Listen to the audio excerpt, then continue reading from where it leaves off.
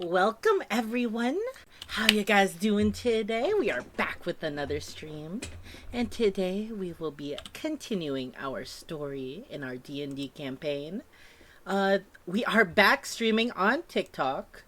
Let's see how long that lasts. But yeah, we are back. We're hanging out.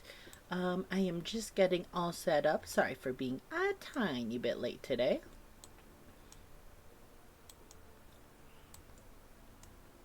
Let me just move all the characters over.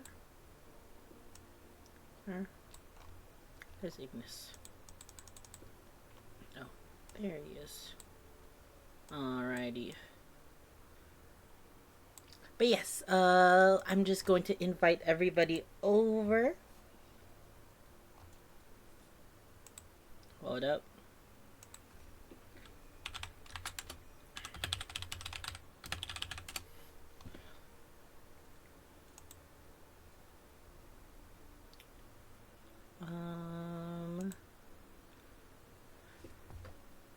Please join stream.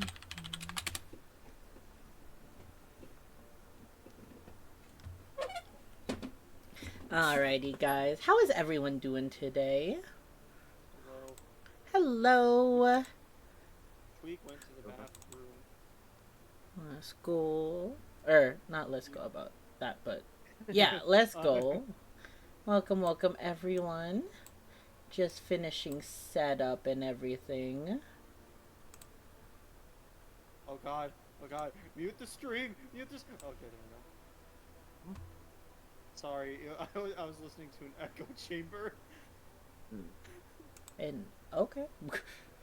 But alrighty, how is everyone doing so far this lovely D&D night? Pretty good. Incredible. Feeling better than earlier, I'll tell you that.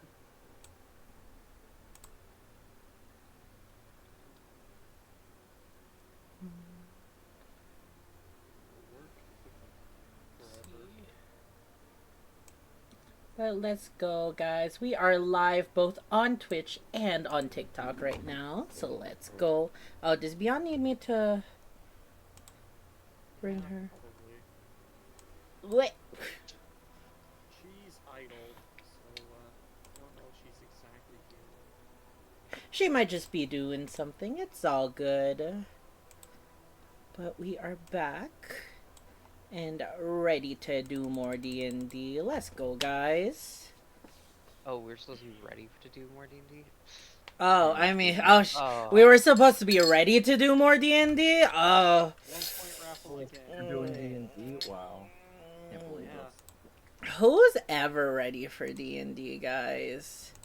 By the that way, I is need to... Lucky. factual. Lucky is always ready. Is boy. he? Is he really? But alrighty. Hey Sans, welcome to the stream. How you doing?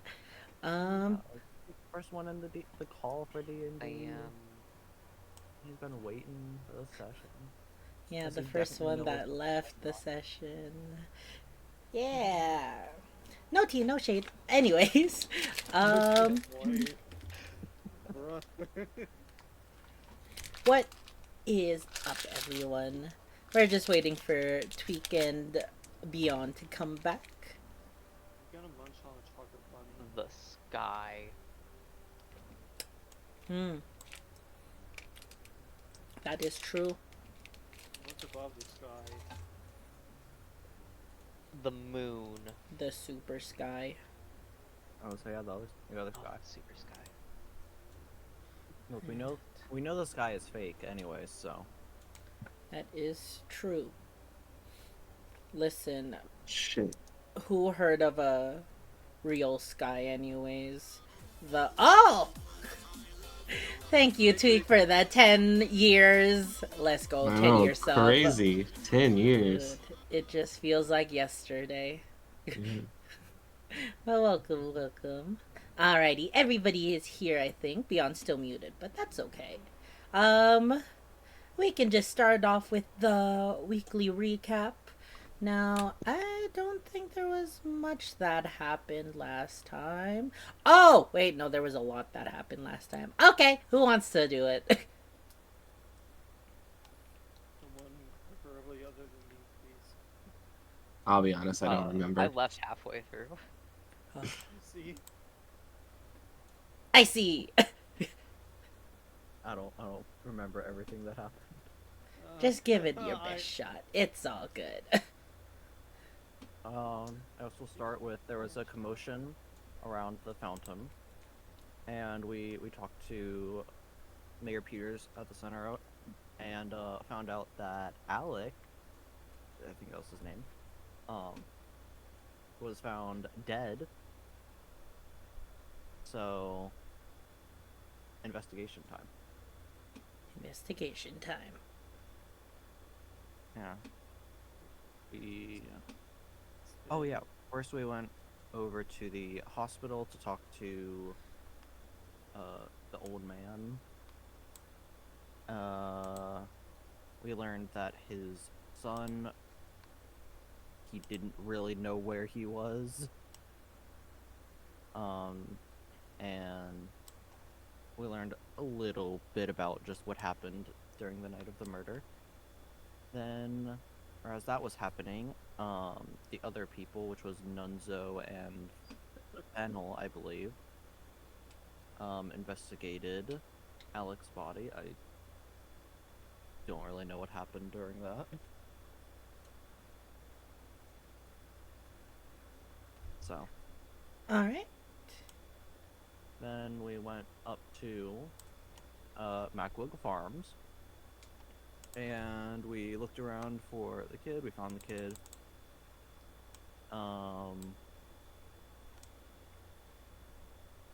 You know, we saw the whole crime scene, and it was pretty much the same as the other ones that we saw.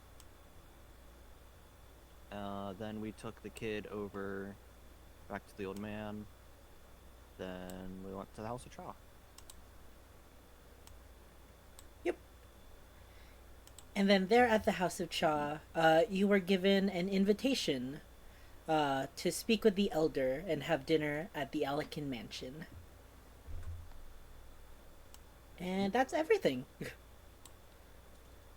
Nice job, nice job. Now, I really should be more... I should give these out more often. Vest, give yourself a point of inspiration for that awesome recap. And still have my other point. Oh, they don't stack, unfortunately, but good job!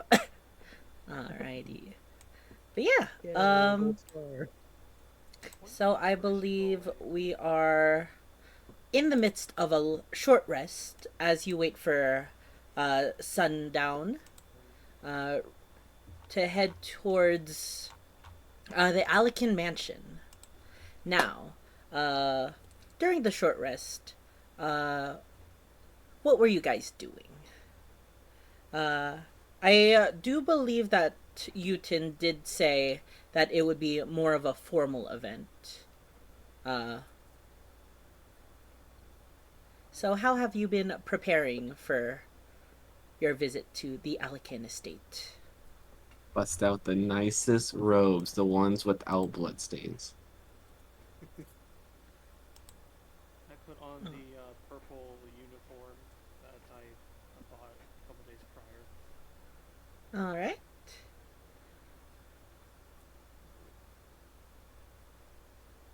I mean, my outfit's already fancy enough. Fair. And a fancy boy. Let's go. All right.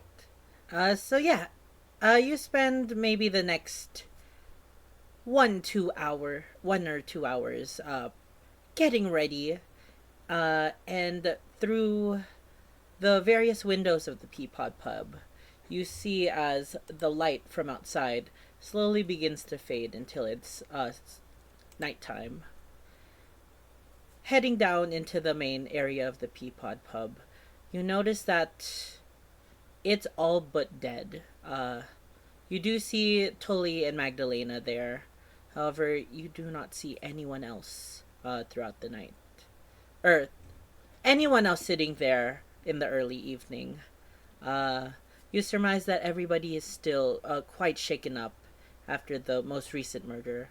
After many of them thinking that you solved the prior one, or solved the killer uh, during your last adventure. But you still realize that you must head out into the nighttime towards the Alikin Manor. Eden, Yes? are we gonna have no Larry today?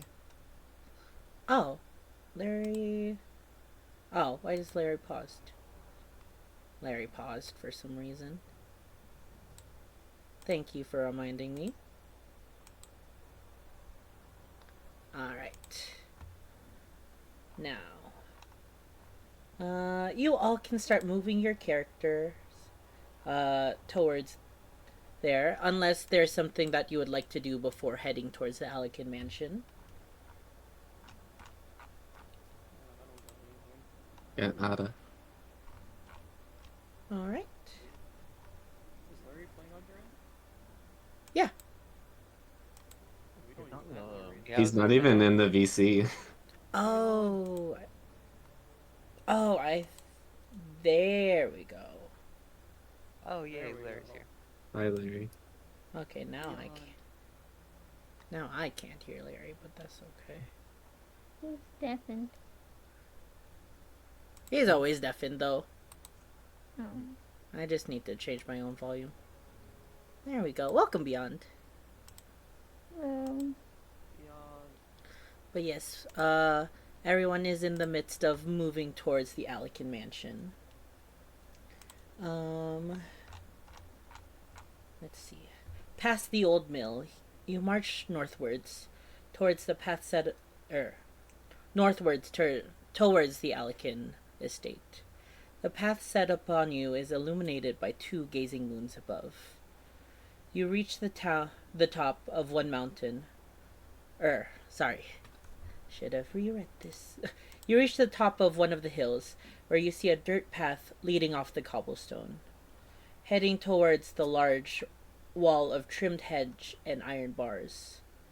At the end of the foot road is a large metal gate. And as you all approach it, without your influence, the large metal doors creak open, allowing you entrance to the Alikin farm. Oil lanterns hang from the posts, lighting up the dirt trails that branch into various farmhouses and crop fields on the property. In the distance, you can see the far-off shadows of the wild forest that continues to perimeter the border on the woods. The central road leads further, up to a house evidently larger than the rest.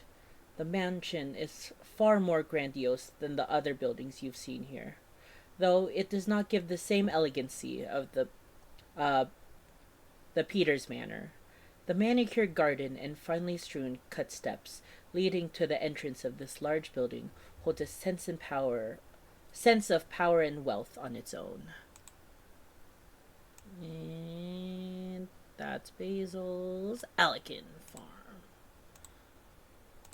Alright guys, everybody please place their tokens at the front of the house.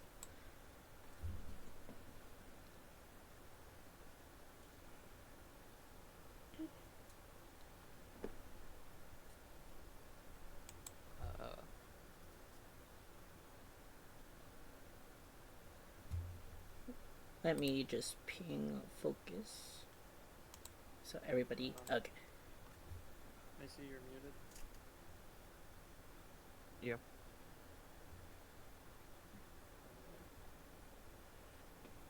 Alrighty. Beyond, do you need some help?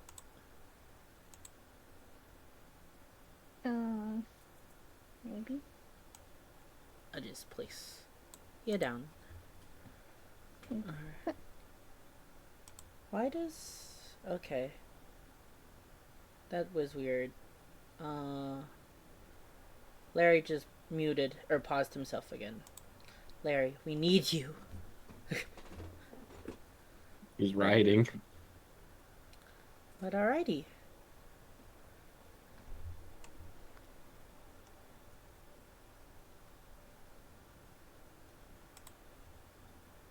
Who was invited? Nenzo and Fennel, right? Were there to receive the invitation. I think all of us did. Yeah, so, Fennel and... I believe it was Fennel and Vess who spoke, with them, about the invitation. But, all 5 of you were urged to come for dinner.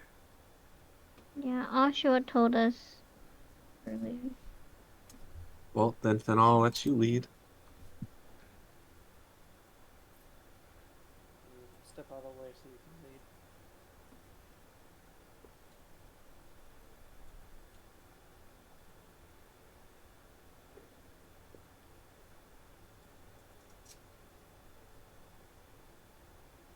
lead. Okay.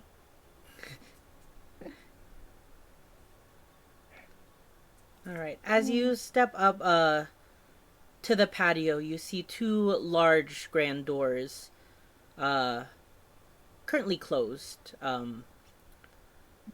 but they seem to be, large enough for quite, creatures much larger than yourself, Fennel.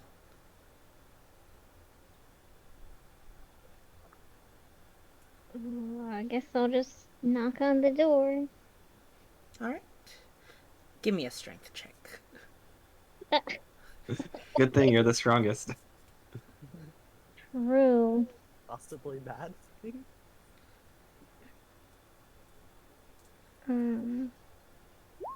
Think it's this one? Alright. Strength save. It still works. It would be the same amount. But yes, you, rap on the door a few times. And after a few moments, you do not hear anyone. So you try a few more times. This time, much more forceful, until one of the large doors opens in front of you, and you see a familiar face. Ashtua is standing there, though not in her normal attire. You see that she is much more gussied up, as she has ditched her regular farm working clothes and wears more of a coral dress with frilled sleeves. As she opens the door, her face beams up. You made it! Hi! I couldn't hear you. You peeked. You peaked real good. Sorry. You made it! Hi! Hi, Oshwa. Hi, you look lovely. Oh my gosh, thanks. Just something I put together. You look swell. Damn. Thanks. Fennel, did you change your clothes in any way?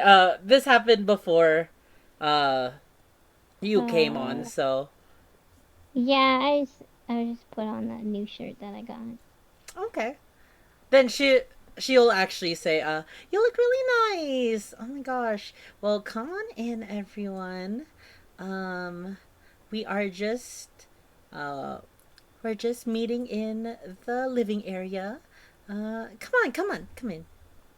And she'll open both the very large doors for you all.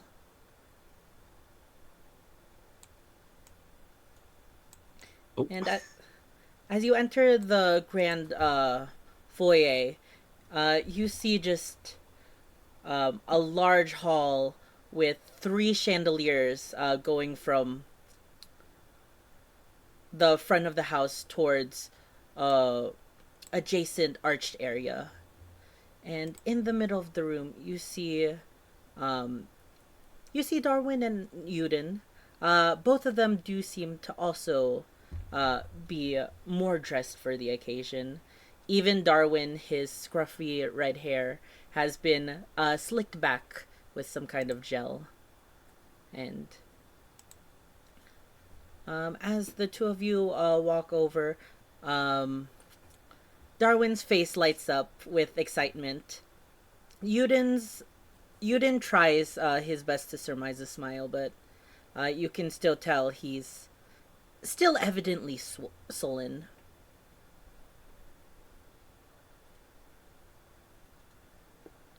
You two look handsome tonight. Thanks, Fennel. Darwin will say, and he will run over to Nunzo and try for a hug. Give him a hug. I'm so excited that you guys came for Mm. dinner tonight.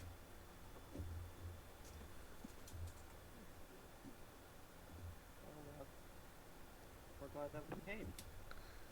Yeah. So we're just waiting for food to be ready. But you can come with us over here if you want. And then he will happily skip along. Uh, with him out of earshot. Oh, yeah, he'll take your hand, Nunzo, and lead you towards the room. While the rest of you see Ashwa and Yudin walk over, and out of earshot from Darwin, they both remark, uh, kind of quietly. Yudin will say, um, "How was preparing for tonight?" Just trying to make some his best at small talk. Oh. We, Go ahead. we did the best we could with, us being adventurers. That's what I was gonna say. Have a lot of fancy clothes. You did better than I would think you would. Now, I must urge you to be on guard tonight. You'll be meeting the elder of the clan, as I've told you. Yes. He can be a quite confidential man, but I urge you to just be honest and show him your true selves. Oh.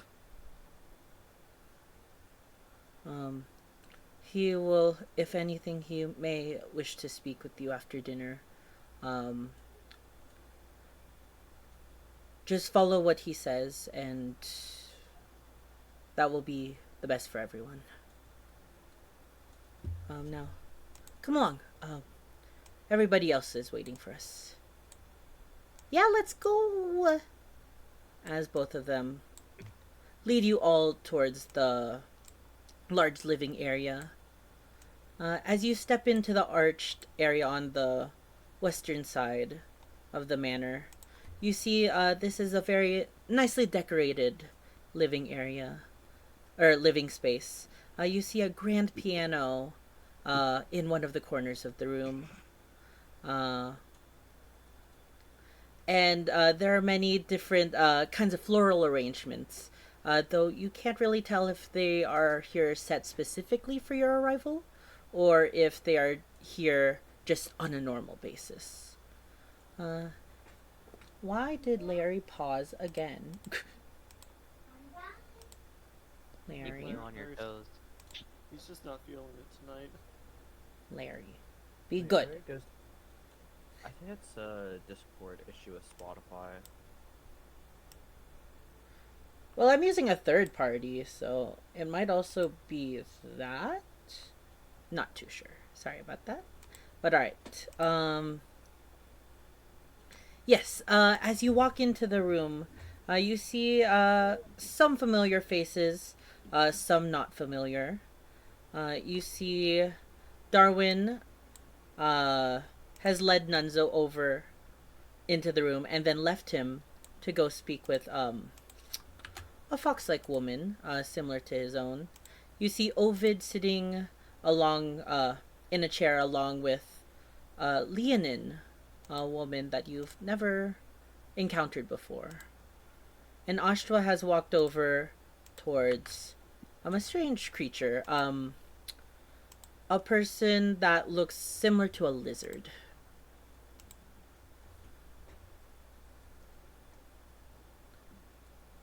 What would you guys like to do? Please, Larry. Okay,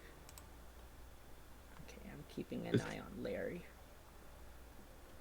Alright.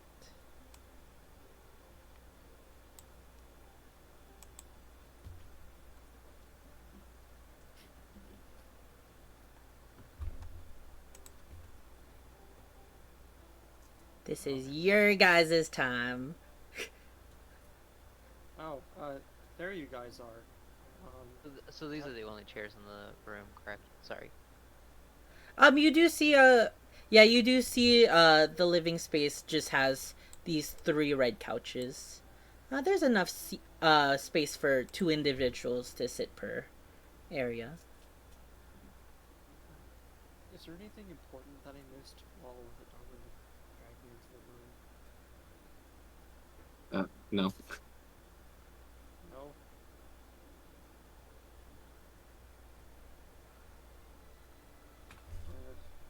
Okay. I guess I'm just gonna walk around and...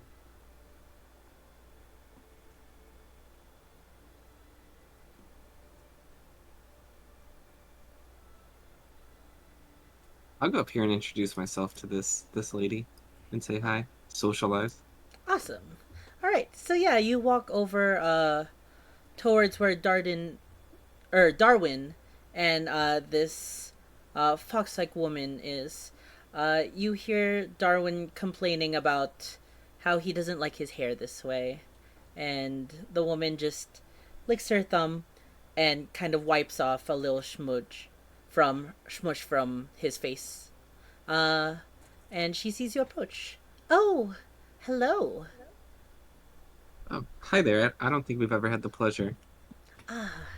We have not, but I've heard from my sons that you are one of the adventurers that have come along. My name is Fennec. Welcome. Oh, what a lovely name. I'm Malthus. I heard you had a rather fun game with my young Darwin here. Yeah, what a day. Well, I appreciate you taking care of him and the other children. What can I say? I do what I can. So, welcome to our household. How are you liking your stay so far? I know you haven't really... Maybe we can take a tour of the house later, Oh. but... That'd be lovely. Yes, we tried our best to clean up. Usually there's mud tracks and varmints running all over this place, but for you we made it quite clean. Oh, I appreciate it. Well, from what I've seen so far, it's a very lovely household. Ah, thank you. So, you said your name is Melphis, right? Correct. Ah, quite interesting, quite interesting. Apologies, but I don't think I've ever seen one of your kind around here. Um, Oh, well, you're in luck because there's two of us. there And I'll point is? to Ignis. Oh, wow! Not just I'll just one, kind of but two. wave. Ignis, you come over if you want. Oh, I'm standing on the plant. It's okay. You could just walk around the plant. Climbs over the plant. We start surrounding her. Oh, pleasure to meet you. Ah, wow. You both have such beautiful horns. Uh, is that in Addix, I believe? For me? Yeah. And you are a ram, correct? Oh, yes. Oh. Well, I've seen folks with your types of horns before, but they're more beastkin, or beast clan, as you know. Uh, may I ask what you are? Some kind of half Uh, person? we're we're more of the infernal bloodline, but more commonly known as tieflings. Oh, I see. I've never heard of a species such as yourself, but I don't leave I don't leave the estate that much. Yeah, I think in this part of Ublos, it's we're not too common. Yes. Yes, I've never seen one in town. I know that one Fire Genasi boy was born with horns, but he seems quite different from you two. Oh yeah. A bit. Now, um tell me, where do you hail from? I'm originally from Linger, which isn't too far from here. Oh, Oh, I'm quite far. You've probably never heard of it. is it from the homeland maybe? Oh, no, no. Ah, I see. Well, if uh if you are not from Ublos, I do welcome your stay. Thank you. Now, I hope you both are hungry. Oh, Oh, I'm famished. I could eat. Oh, quite. wonderful. Um, Hungry. oh, hello. Sorry, I didn't see you there. Oh, hi. I didn't catch your name. Mine is Fennec. I am Fennel. Fennel? Fennec? Similar names. um, but don't worry.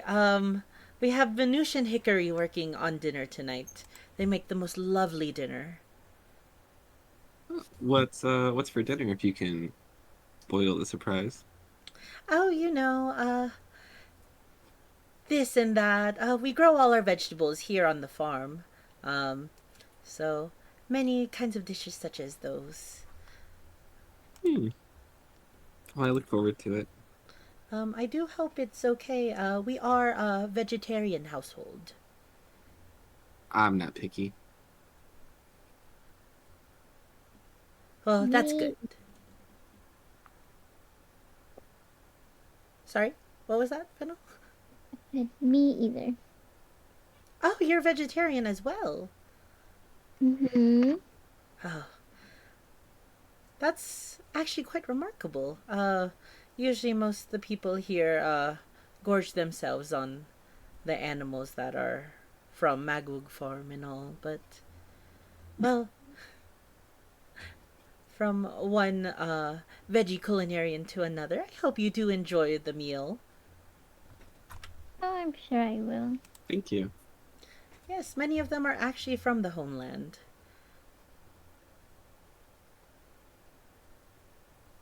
From overseas? Yes. Oh, are you familiar? Yes. I am not from around here either. Are you from Gayborg? Yes, ma'am. Wow. It's been quite a long time since we've heard somebody from the mainland come here. It's so nice to meet you, Fennel.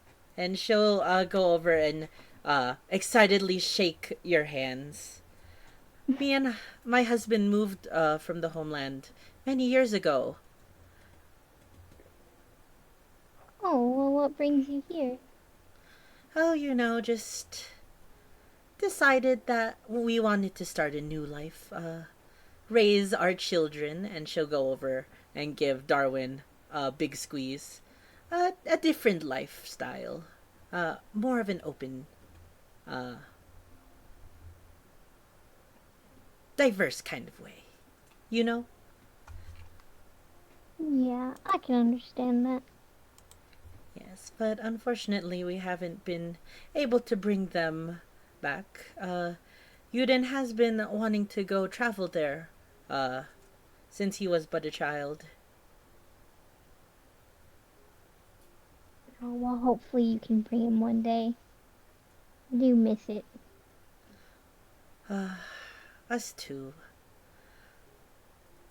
But so tell me, what part of the homeland are you from?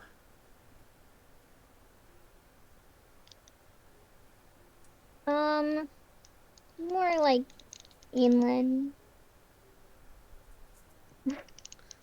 Oh, okay. I don't know if you've ever heard of Dondell, but that's where I'm from. Well, we're from the southern part of the continent, Mm. from Regis. So, but still, that's quite interesting. Yes, I hope you'll enjoy our dinner then. Maybe a touch of home. Oh, I'm looking forward to it even more. And yeah, the three of you just continue this conversation. Uh, Nunzo and Vess, did you want to talk with anyone?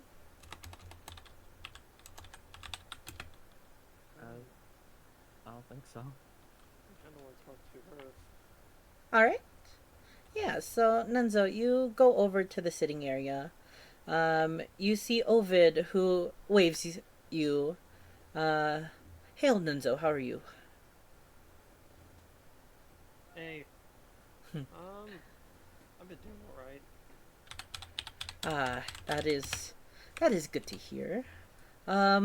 Please, I'd like to introduce you to one of our elders. This is Monet, and sitting on the chair is a very elderly Leonin, um, another Beast Clan race. You haven't really you haven't really socialized with any before, as they are quite rare in Ublos. But you can tell that her once uh, black mane has grayed over, and she sits hunched, holding a cane between uh, her legs. How do you spell that name? Oh, wait. Oh. Do No, name we can't. Well, I mean, for Curie it's active, but, here. Well, 1 second. I realized I their, didn't put player scene. I like their bowl of dice that they have. It looks quite delicious. I thought you put the name under Kiri because we keep on saying Tulin. Oh, I mean, I just put them over everybody's names. And she appears to be sitting contently there. Um,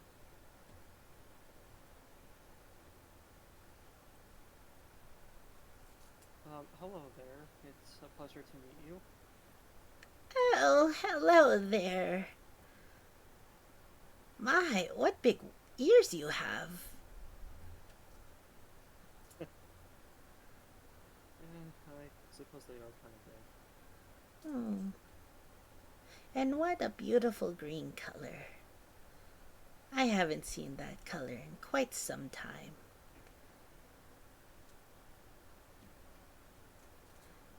It reminds me of my travels. Have you met someone with a similar color green?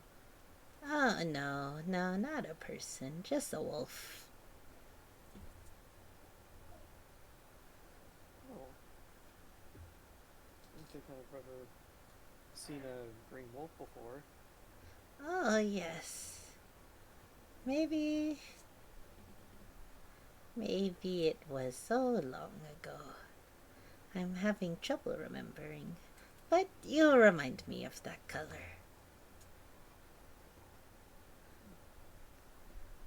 Hmm. Oh, I am part wolf. Wow. It's so nice to see young shifters like you choosing to dye your hair like that. Such a pretty color. Oh, my hair isn't dyed. Such a pretty color. Care for a game? Sure. What is it? Just a simple dice game. Alright. Alright. For a game or two. On the table, you do see a small, like, dice tray. And from her pocket, she will take out three six-sided dice. Okay, come sit next to Granny Monet.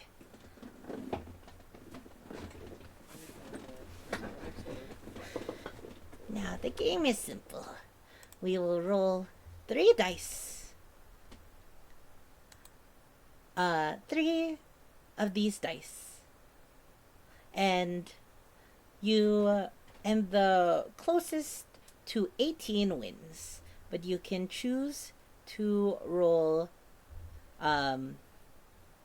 you can choose to roll the dice, re-roll the dice 2 times. Whoever's closest to 18 wins. Alright. That seems simple enough. Alright, I'll go first. And Monet will shake her pawed hand, holding the dice, and do her first roll.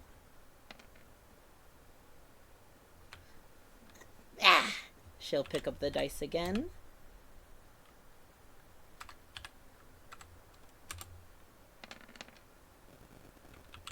And one more time. The dice do not seem to like me today. Oh, never mind. So my score is 14. It is your turn, Nenzo. And she'll pick up the 3 dice and place them neatly or gently into your hands. Alright. Here I go.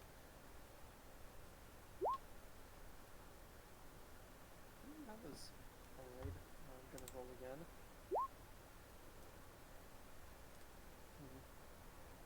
9. One last time. Ah, darn. It seems like you won this one. Oh, it does seem so. Care for another one? Sure. And she'll pick up the dice and she'll call out, Utin, why don't you play that one song that I enjoy? And at his command, he will walk over to the piano and will do his best to play. Oh, actually performing a very nice song. Um, Now, let's hope. I'll go first once again.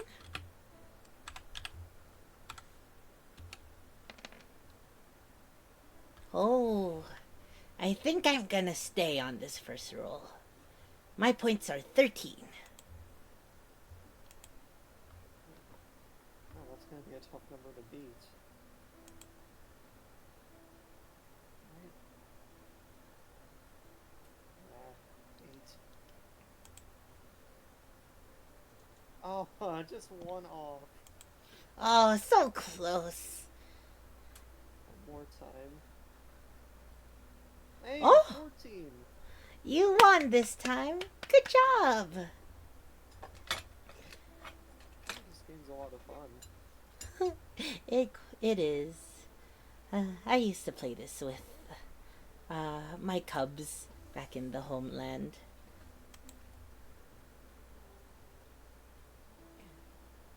Care for another game? Of course. And you two will just you two continue playing the game a handful of times more.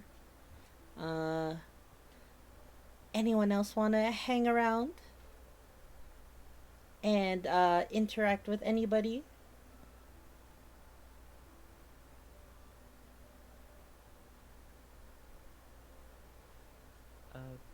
Seems like we're all fine. So I assume I'm still making some small talk with Finnick. Yeah. I'm kind of Alright. wandered over here and I'm watching Nunzo. Did you say Yuden was at the piano? Yes. Okay, I'll go and like stand by the piano and just listen. Yeah. Yuden is playing a very nice piano song. You see that in front of him is some sheet music that he flips over and changes every like 30 seconds or so. Astra is also standing there listening to the music. Listen, Yu is not good with the ladies, but he can play a piano well.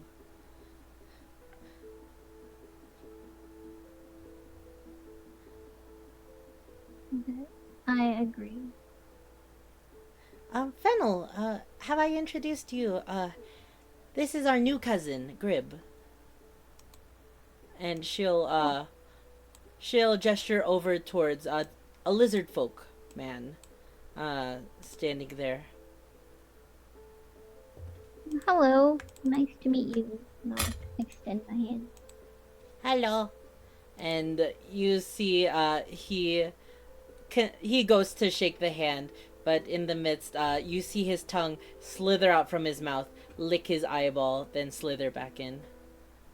I am Grib. I'll casually turn my wave into a wave, or my handshake into a wave. Hi, nice to meet you. Mm. You're smart, Big Bunny. Oh, thanks, I guess. Much smarter than other Big Bunny. And you see Astra immediately react, kind of putting herself in between you two.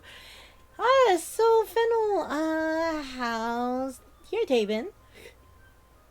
Uh, Fine, I suppose. How was your day, Asha? It's been good. It's been good. You should see how well the Belladonna is doing right now. It's so pretty. That's good to hear. Yeah, anyways, I Grib, I heard from Aunt Hickory that she might need your help. So why don't you go do that? Okay. Goodbye, Big Bunny. He will walk away. He's a interesting character.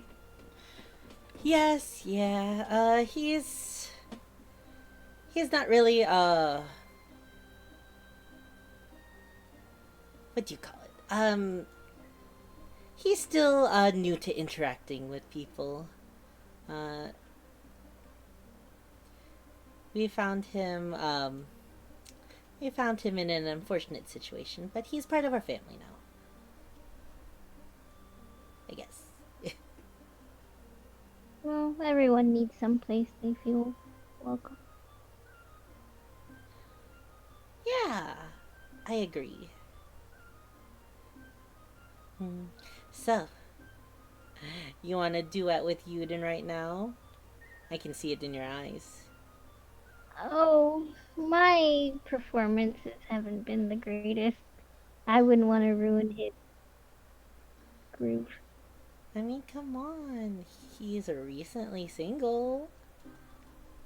Joshua, oh my god.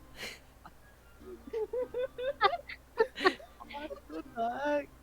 Oh, She whispered that to you, Fennel. Uh, okay. Stop it. I That's- mean, okay. I guess that is a little harsh, but like, come on, rebound. And I see the way that you've been looking at my cousin. I don't know what you mean. Roll me a deception. Or persuasion if you're not lying. I'll give you the choice. Okay.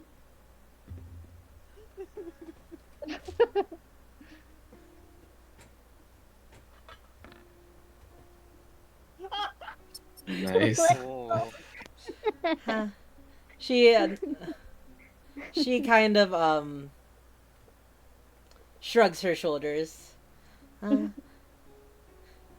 Well, I guess I was wrong then. But still, like, wouldn't hurt to perform. I mean, Only if you want to. I could try, I suppose. Alright. And then she will jump up on this couch. Hey, everyone! Who wants to hear a song from the best traveling bard I've ever met in my life? Fennel! Ignis! Oh, What? what, Ignis? You're a traveling bard. Get over here, you. you know. Oh, okay.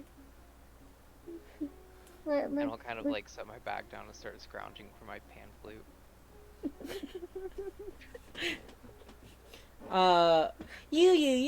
You don't mind, do you? And you just see him nod his head.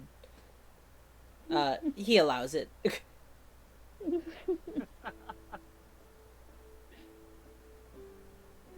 I find my pan flute and be like, aha! All right. So, You see Ovid, Monet, and Phoenix. They all stop what they're talking about and watch intently at you, Ignis, as they ready your performance. Oh, it's just me by myself. I suppose I can join too. And I'll grab my viola. Look,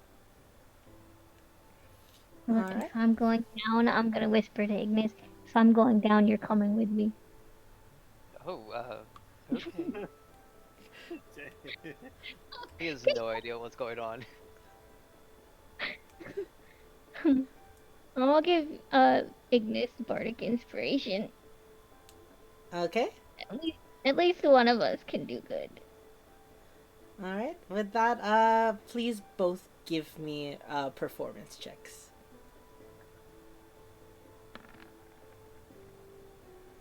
Alright. Okay. Oh, With a 17 and 15, you guys had nothing to worry about. You're trained performers. And the whole room lights up with joyous music. The mood seems to go up very well. You can tell that everybody had a sense of awkwardness for tonight, but with your two performance, the air is much lighter now. I'd like to also cast. Wait, I think I can. Let me see. Oh, that was a lot bigger than I thought it was gonna be.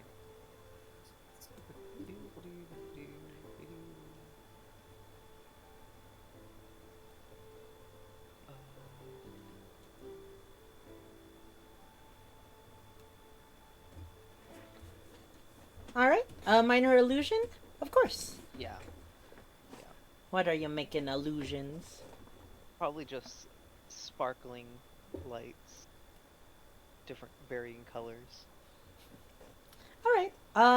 So that's more something for prestidigitate or prestidigit that spell. So I figured as well. Yeah, but you can make an image of a sparkling light.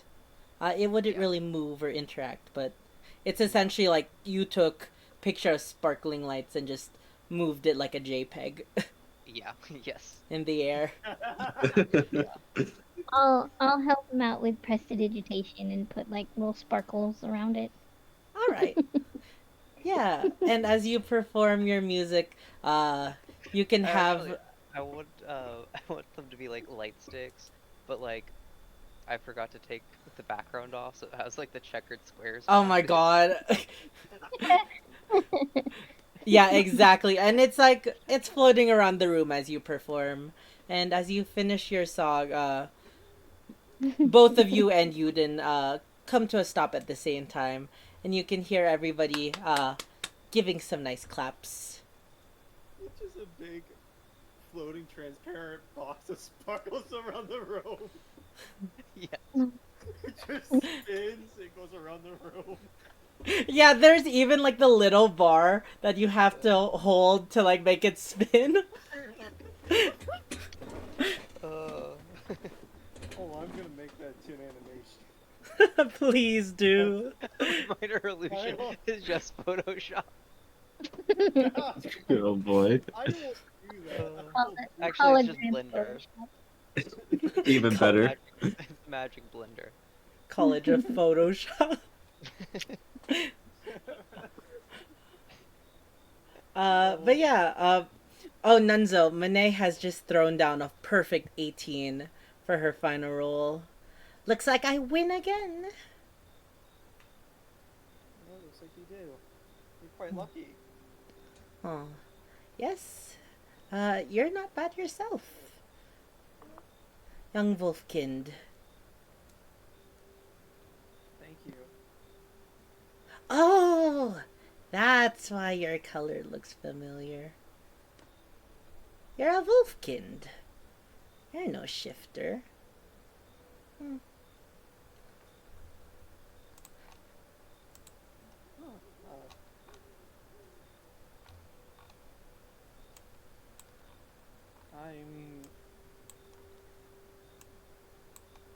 And as she says do. that, sorry, were you saying something? No, you go ahead. I don't know how to respond. Okay. As she says that, before you're able to react to it, you see two people. One you recognize as Hickory, Ovid's wife, and Kiri's mother. The second one is another squirrel-like woman, and they both come from these two hallway areas. Dinner is served, everyone. Come join us for come join for the meal.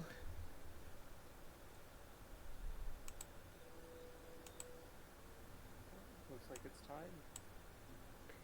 And with that, like, everybody begins to stand up, heading towards the dining area.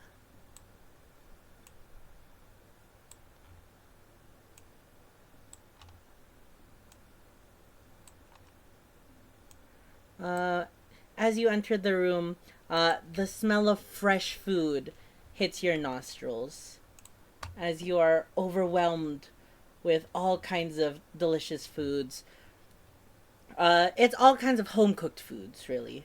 You see some stews, you see some pilafs, you see mashed potatoes and a bed of macaroni. All kinds of amazing stuff. You do evidently take note that though there are plates that do seem to be the main courses, they all seem to be kind of roast vegetables and whole squashes and such. Even on each table, there is a hollowed out pumpkin with soup within, but you do not see any meat.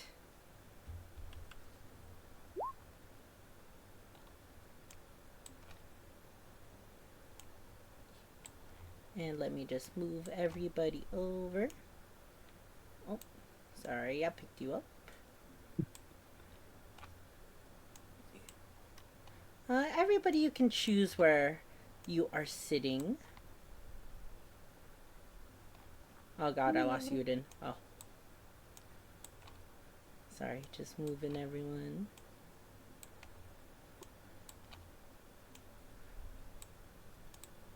Alright.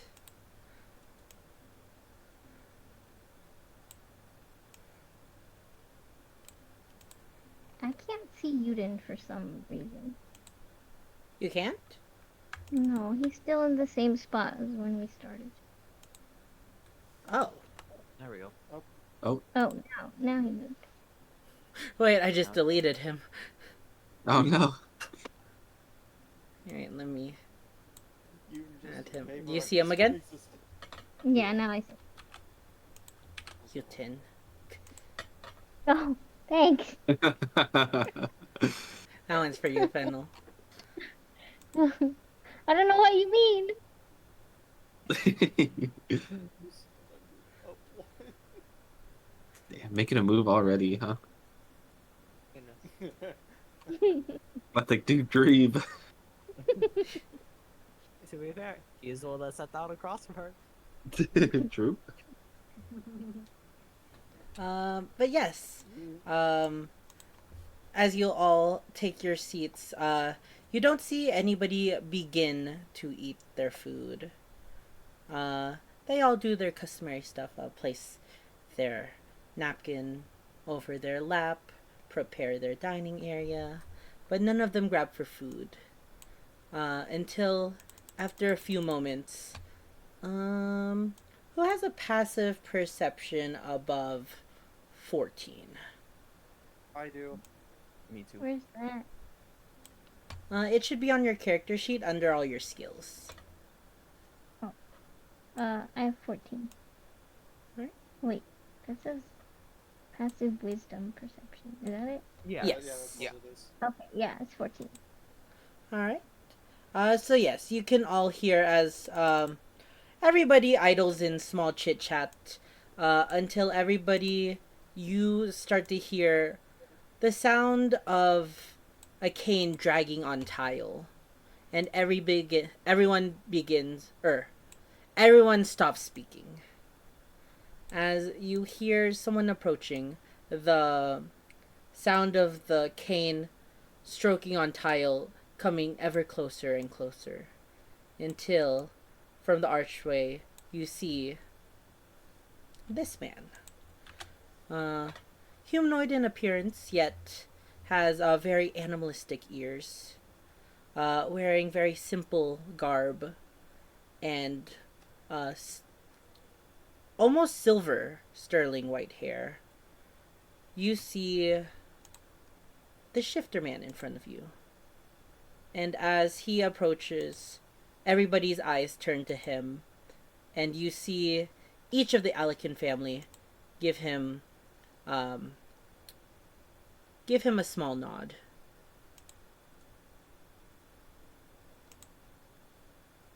I'll follow suit. Same. Alright. I'll just Probably, yeah. And after a moment, he will walk over towards this table.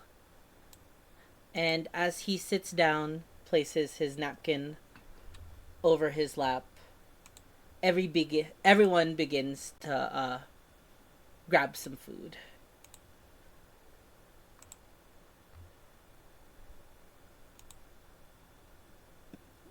Cool, I'm digging in.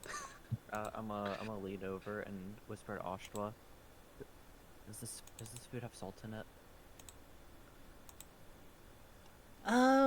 No, but do you want some? No, I'm actually allergic to it. Oh, there shouldn't be much. I'm sorry, I didn't know, who That's doesn't fine. cook without food? Here, let me. And then she'll walk over, whisper some things to Manouche. Manouche will And you see Manouche hurriedly begin Oh, to walk into the kitchen. All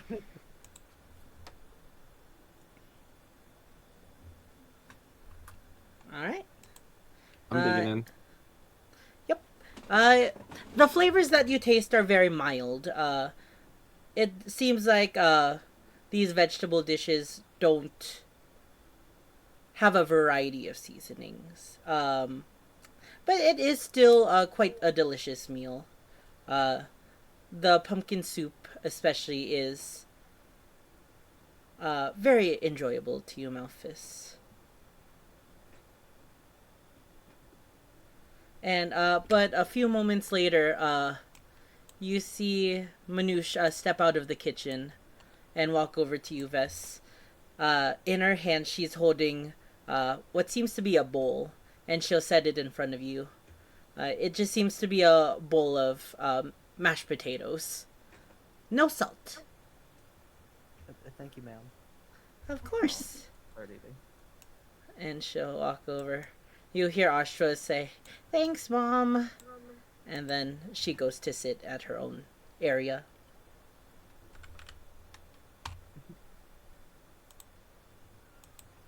All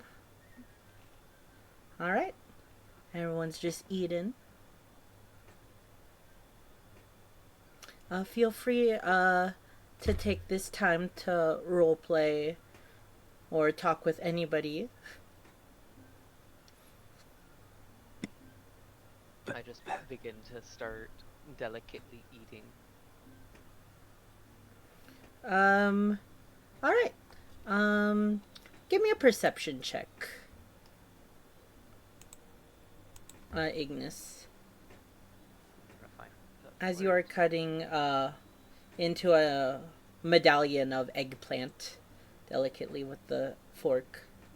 But I'm just looking at the fork. yeah, you're too focused on cutting the eggplant. You don't want to make the like scratch noise with the knife.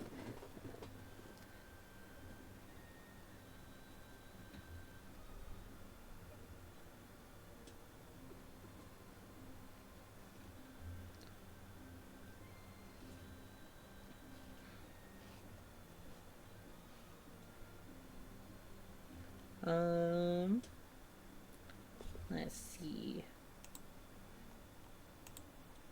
It seems that everybody is all having simple conversations with each other in the other table.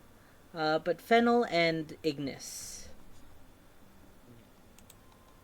The man sitting across from you doesn't really say much throughout the meal. Uh, he just seems focused on eating. However, now Fennel and Ignis, please give me perception checks. I swear, perception. Okay, I'll take a dirty. Oh, All right. Ignis, this time you do notice that with every move, every breath you take, Thinefoot is intently watching you. It also seems that he's doing the same with Fennel. Fennel, unfortunately for you, you didn't realize because you're enjoying this food. Many of these meals are from the homeland, from Gaybolg.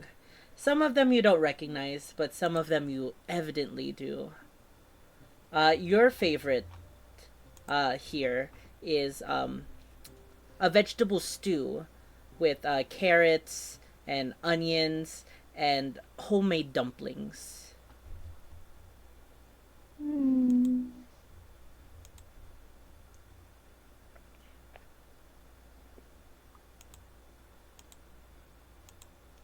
I think that you should adopt me, Utin, because I want to move in. This food is so good. Yes, that's one of Hickory's signature dishes. She got it. Uh, she got it from a cookbook from Gaybolg. It's delicious. Elder Thinefoot, did you know that Fennel here is actually from the homeland. And at this, you see his large ears perk up. Ah, so you're from Gable, are you? Yes, sir. Great to see that folk like you are still traversing, searching out for places to travel.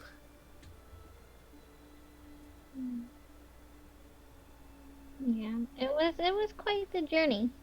I did find a lot of good food though, so it's always a plus. Oh, vegetarian? I'm as Yes, of course. Although I did try fish because I never had it, but I wouldn't recommend it.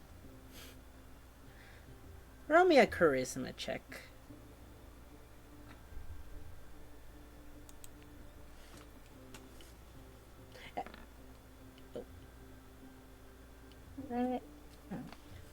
You see him slightly smile at that.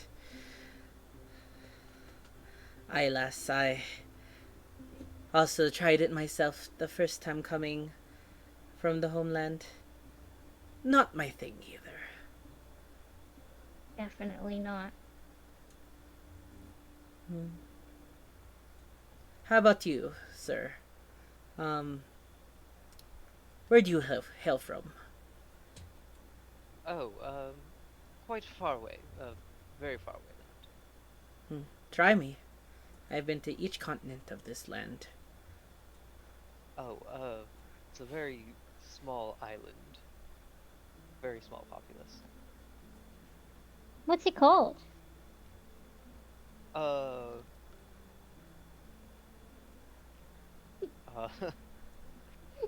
uh, Man Isle.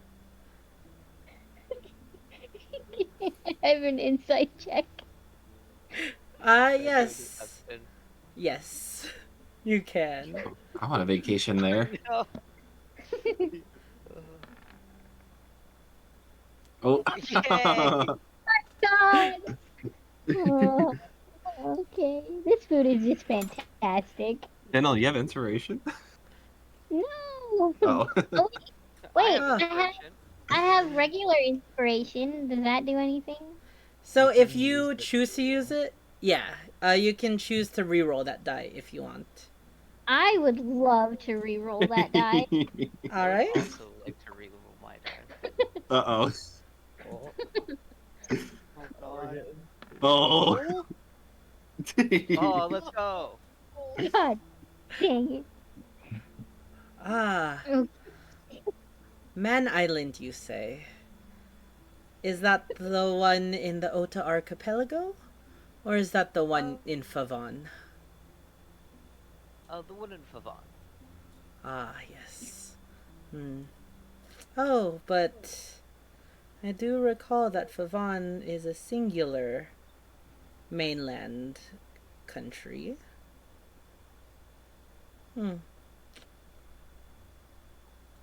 Where are you really from, my horned It's quite friend? complicated. Come on, Ignis. We're amongst friends, aren't we? And good food. Good company. This food is quite good. You just start cutting another eggplant. You see Thinefoot put a piece of zucchini into his mouth and looking at you kind of whimsically. He knows. He knows something's up. He rolled a nat 20 on his insight check. He knows nothing. He knows nothing. He Somebody knows. has- Well, time to write Ignis from Man Island on my notes.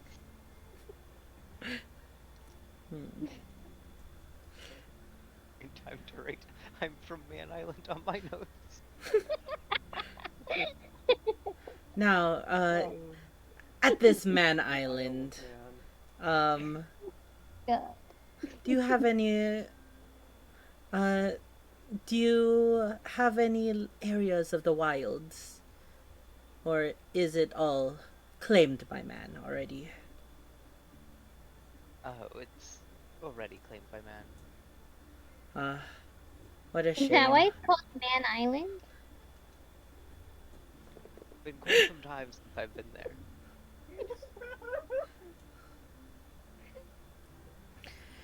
Such a Oh, shame, really. Yes. Much of the land is claimed Quite. by man now. Yes, yes. we should take it back and you can rename it. Oh, that would be quite fun. Adventurous even. This Uh, eggplant.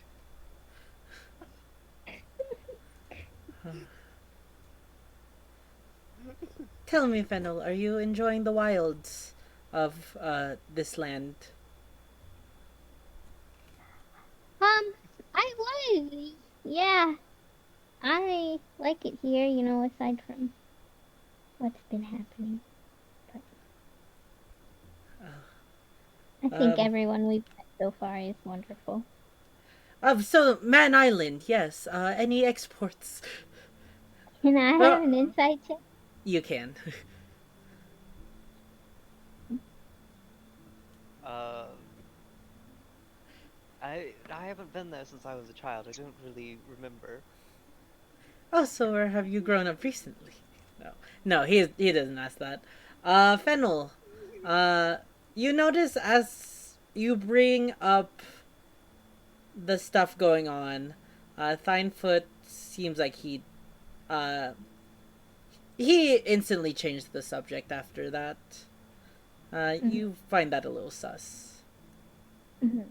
Now, for you two in particular, Fennel and Ignis, do either of you have a 16 in passive perception? No. No, it's 14. Wait, did I make it 16 or 15? One second. Either way, no.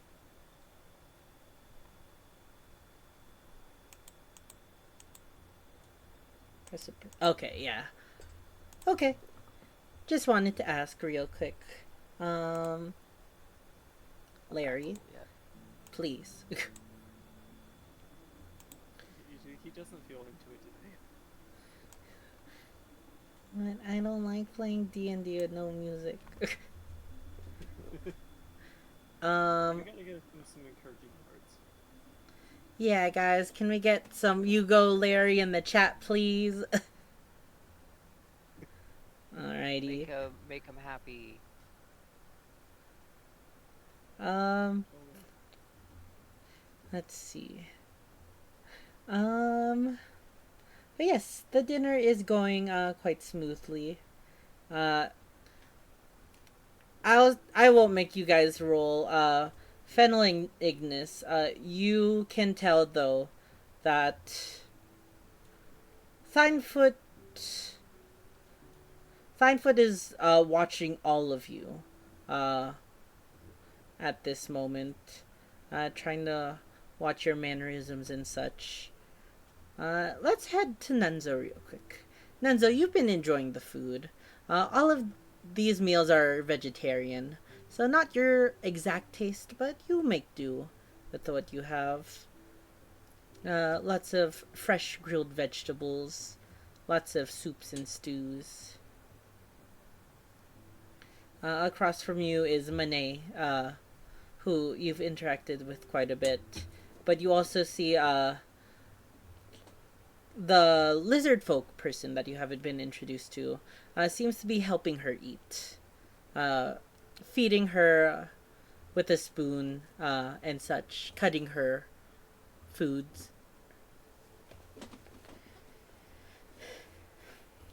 Well, that's nice of him.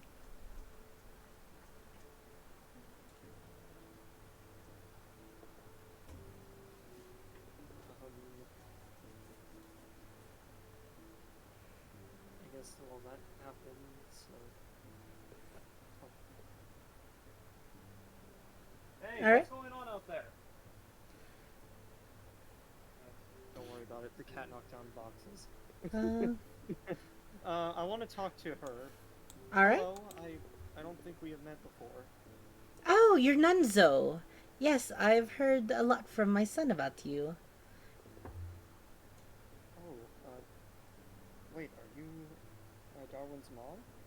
Yes, I am. You can call me Fennec. Oh, a pleasure to meet you, Fennec. Uh, say,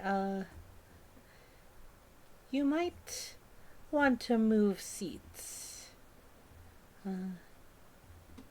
Seems that, your friends aren't having the best conversation with Thinefoot. You might want to help them out with that. What am I supposed to do exactly?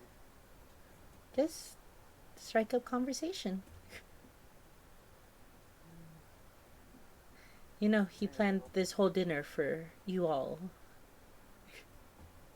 I'll see what I can do. And I get up and walk over. Right over here. Hello. Thinefoot is a bit surprised as you take a seat next to him. Strange. Huh? You don't appear to be a shifter, yet have fox-like or wolf-like qualities. Yeah, my situation's a little unique. Well, I would love to hear about it. Where do you hail from? I come from north. Oh, the lands of the south. Yeah, it's been a long time, but at the age of 16, I was drafted into the Scarlet Rangers here in Uwas. Oh, the Scarlet Rangers, yes. I have a friend who works for that faction. Oh, you do? Though it has been quite some time since I've spoken to him.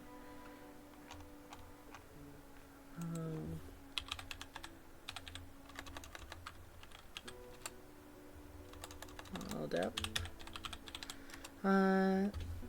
So how are the Scarlet Rangers doing?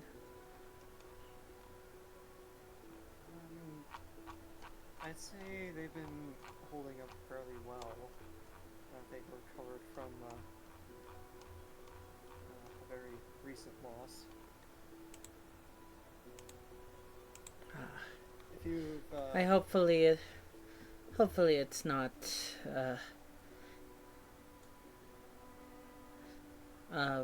sorry, I'm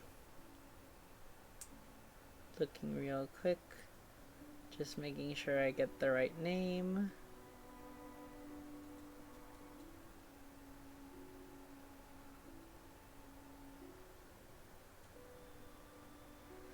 Hopefully it's not Eldamore.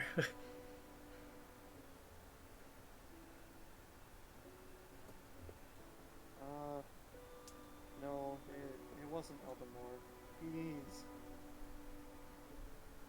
I don't think I've ever met Eldamore personally.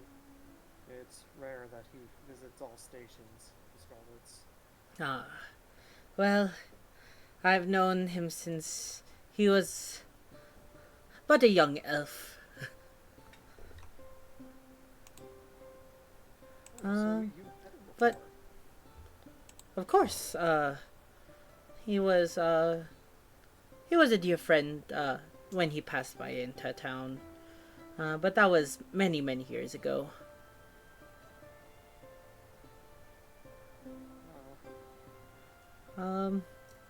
But how hails the wilds that you rangers patrol?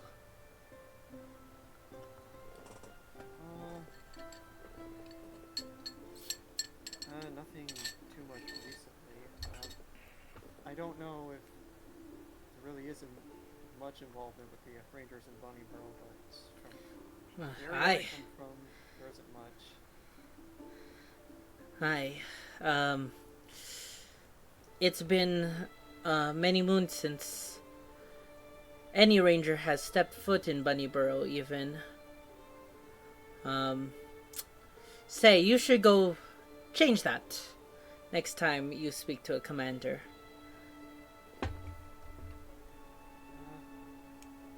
sure hope so.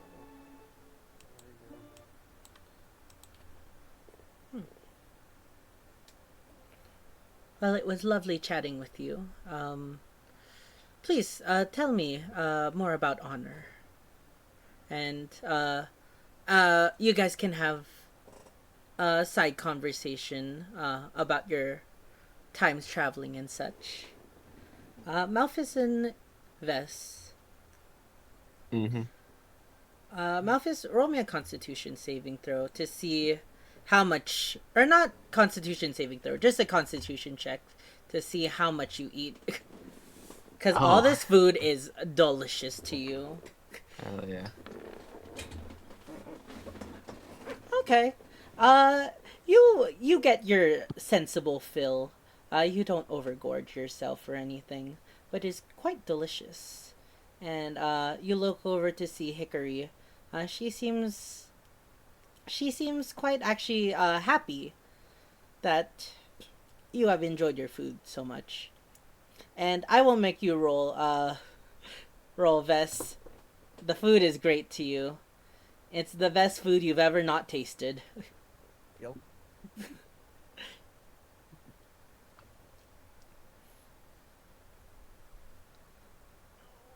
It was still on us. Sorry. Yeah. Which one is Hickory? Oh, sorry. I also didn't change her thing. Hickory is the Arakakra woman, Ah, okay. and this is Manouche.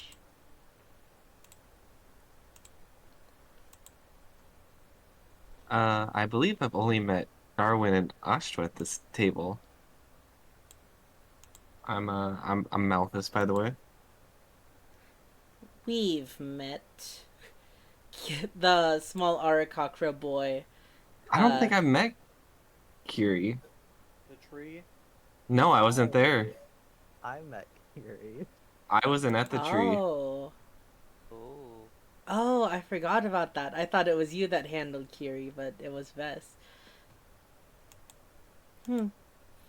You may call me Kiri, the fastest flyer of Bunnyborough. Oh. You can see Kiri proudly say that as he's eating what seems like to be a seed salad. Just various kinds of seeds and tree nuts. Malphus, you also take note that Kiri has like a couple pillows under his cushion, his tush, to make him more elevated. Where Oh, Kiri. I think I've heard that name. I think you like to sleep. yes, until your friend there, he'll like crane his neck over to Vess, tattled on me and told me that Aubrey did not like me napping. Wow, Vess snitched on you? I just did as I was told. Yeah.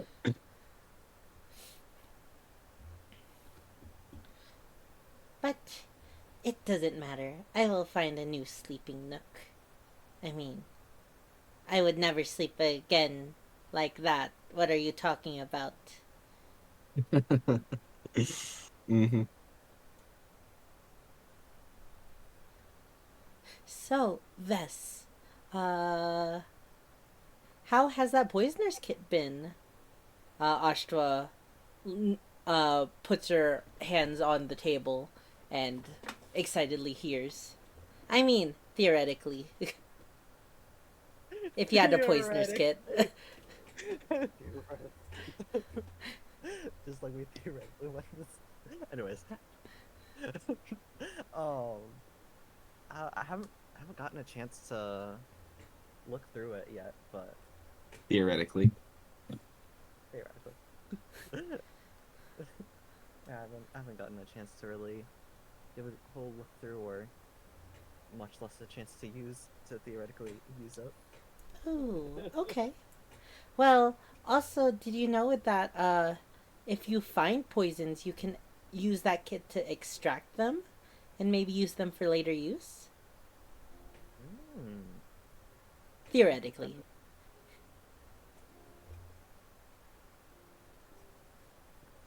That's just a So- theory. That's an interesting fact to know.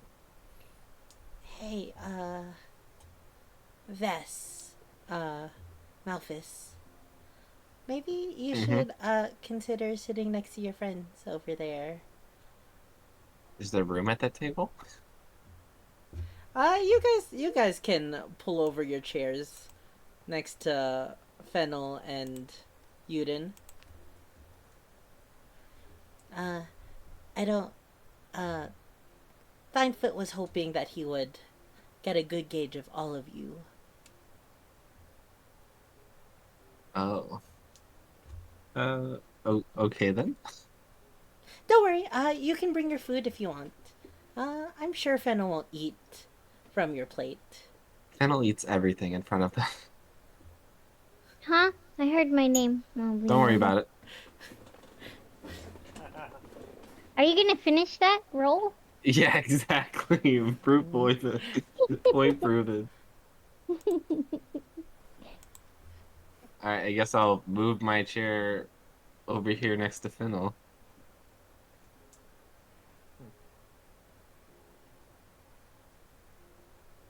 I was told to socialize at this table.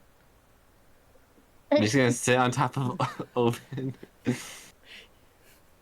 Slide over so you can have some more room.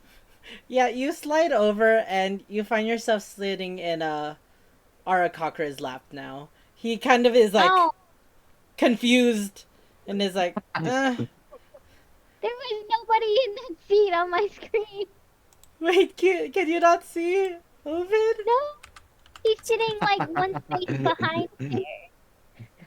Where Ignis is? No, the bird guy. He was one space behind there. Like to the left. Oh, I see. Okay. Yeah. Okay, Yeah. he's in the right spot now. Never mind. No, I- like you tried to get off of him, but he's like, no, it's fine if you want. I have a child. I'm sorry. I apologize. I dropped my napkin. I'm sorry. Here's that roll you wanted. Oh, thank you. And I'll just quietly eat it. Ah, welcome to the table. I haven't gotten your names. Malphus. You can call me Best. Ah, Alphys and Vess. Nice to meet you. Where do you two hail from? Both. I mean, Linger for me. Yeah, we're both from Linger. Okay, so you are locals here, or locals of the country. Give or take. Well, I guess that is true. Linger has switched hands a few times in its history. Still, that is nice to hear that members of Ublos are traveling to visit the wilds. Tell me, have you been to the Stray Forest close by your town? I'm gonna say yes. I don't think I have. Actually, Vess, give me a wisdom check. Okay. I'll just say straight wisdom. Malphus, I'll say through your travels, you have interacted. Vess, something weird happens as you go to answer him. First of all, you feel an itch in the middle of your forehead, which is strange because you are one that doesn't quite get itches too often. Uh, and as you begin to scratch your forehead, you say, "Yes, I have before." Almost involuntarily.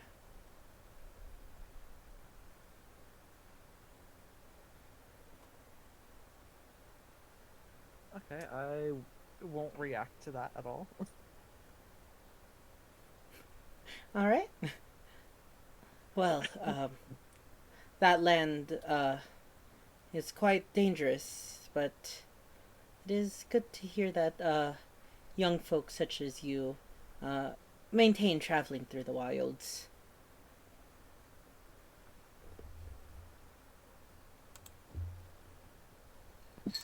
Um, Please, come finish your meal with us.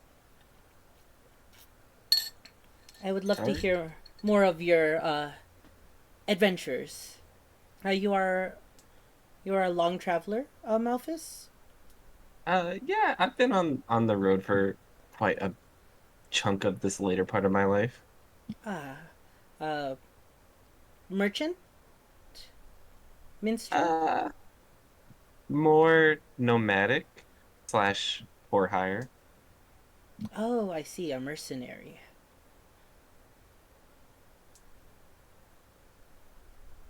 Yeah. And what of you, Ves? What is your occupation? I became an adventurer more recently. Uh, yeah. Okay.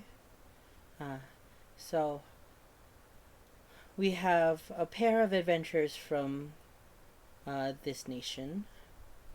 We have one from the homeland, one from the south, and one from. And he smiles at you, Ignis. Island of Man, was it? Correct. It wasn't. Good to know. Good to know. I believe it was Man Island, no? It was. Yeah, Manned Isle. Man yeah, Isle. Man Isle. Isle of Man. Uh, That's an But- actual place, by the way. I know you're it is. from this world, Ignis? That's crazy. Whoa. Crazy. You breathe air? Whoa. My Uh, God. He's from the real world, guys. That suggests that there's no air nowhere. You know what? I'm going to give everyone except Fennel an insight check on that little interaction. Okay, let me get my physical dice to see if I'll roll better. Oh, I'm ready to get punched in the face. Oh, Alright. I'm spared for now. Okay, 7. just being careless with me. Okay. 2 sevens. Okay. Nunzo. Something seems off between Ignis and Thinefoot. Um. Now, let's finish our meal.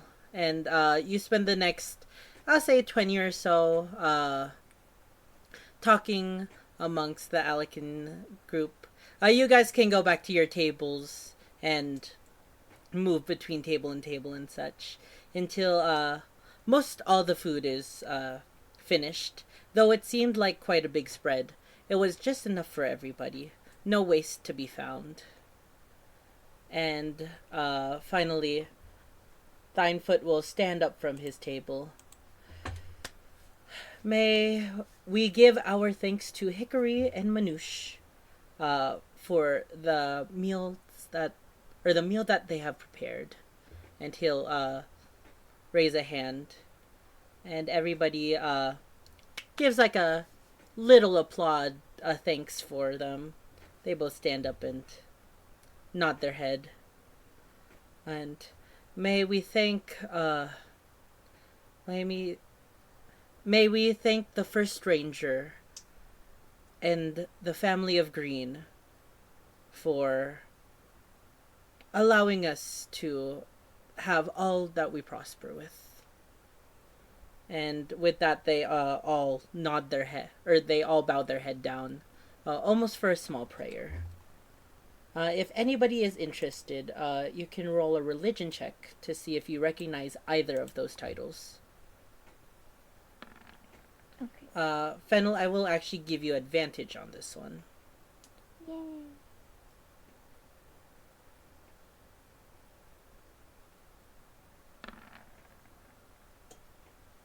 Seven. 10-10. All right. Fennel, you recognize the secondary group, the Green family.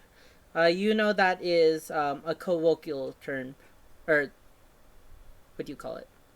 Like a informal term for the Green Pantheon. Ignis, you know both of these.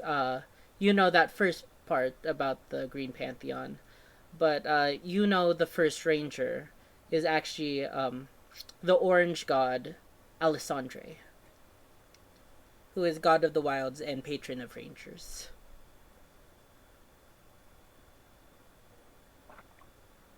Alright.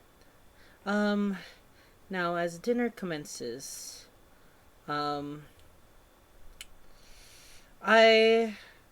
you must be you are aware that I have summoned you five here. If you would please join me in the study for a moment. Okay.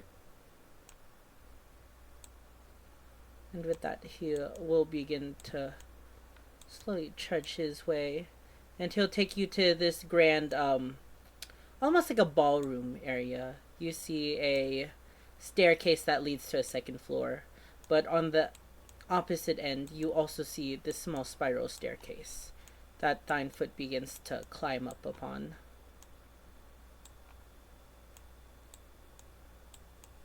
Where, do you see where the staircase continues up to? Okay. Where, above the spiral staircase, you are led to a small singular room. Inside you see another sitting area, as well as many bookshelves lining the walls. In addition there, you do see another person, one that did not join for dinner. This time, a male person with fox-like traits. And he seems to be reading a book. In his hand, does anybody have who doesn't have a passive perception over 12? Me.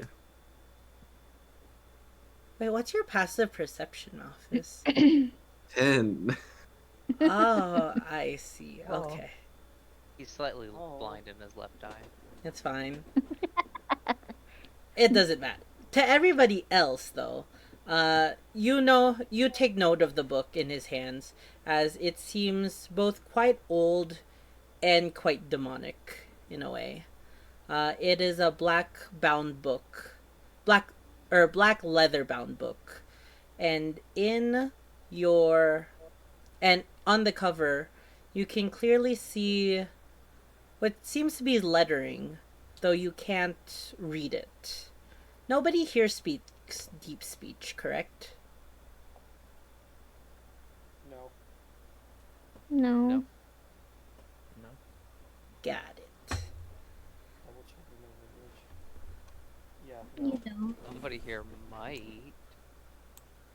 Not yet. Smiles in the corner. But Thinefoot will lead you, and you can all take seats around the table. He himself will plop himself down and placing the cane to his side. And for the first moment, you see him like hunched back, but then he straightens his back, making himself look much taller. And a sense of graveness paints his face afterwards. Now, may I begin by saying, thank you for heeding my invitation. Um,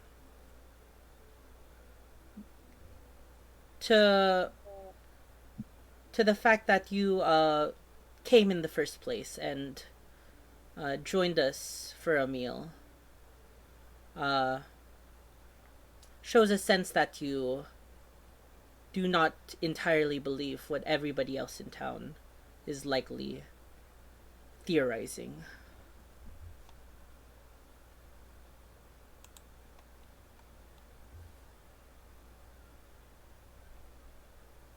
I mean, we're all just investigating the situation, and now with everything we have no reason to believe what the civilians are believing right now.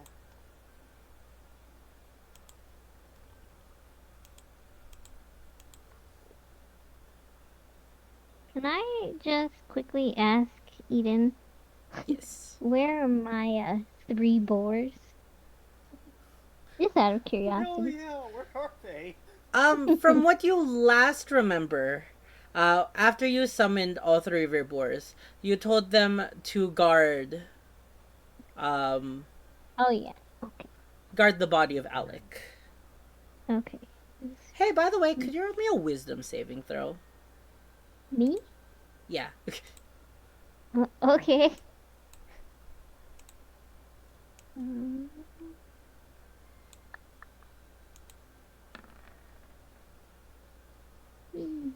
Alright, they're fine. Oh, okay. um, Thank goodness. let's see. Just in case I need one of them to bust through the wall. Um, now, to begin with things, like I said, I have heard that the town is abuzz with conspiracy and rumors flying around that the killer is a beast man of sorts, ravenous and animalistic. Is this what you've also heard? Yes. Yeah. Yeah. The evidence does point to that, yes. I must. I. He's trying to think of the right phrasing for this. You don't need to roll an insight. You can all tell that though there are many things he seems like he wants to say, he's trying to find the best way of saying it at the moment.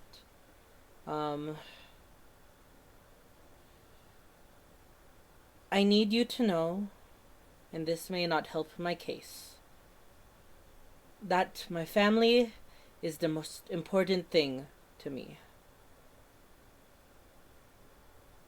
I came here to this land alone at a time where we were not wanted. But through the years, I have built this as a haven for the Beast Clan. For anybody who needs haven. Whether scale or paw or feather. Now with that,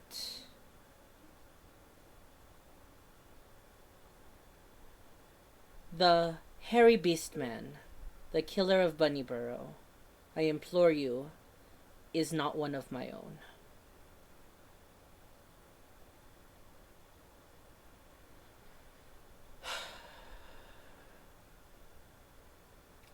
If they were, there would be only 2 types of folk that belong to our kin. That belongs to that.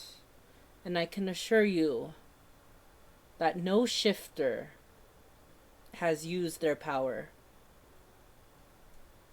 to cause harm to anyone in Bunnyborough.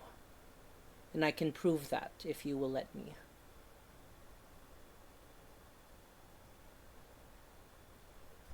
I see why not. Corsac, please come over here. And the Foxman will come over. Corsac, if you will please. And standing in front of all of you, you see Corsac take his large jacket off, pulling it off and then turning around to show the nape of his neck. And to all of you, you see a symbol. Ignis, you don't have to roll, but everybody else, please give me a religion check.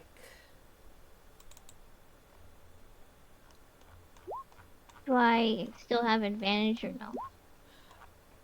Oh wow. Yes, you would. Let's go. Double. Yeah. Oh, aw.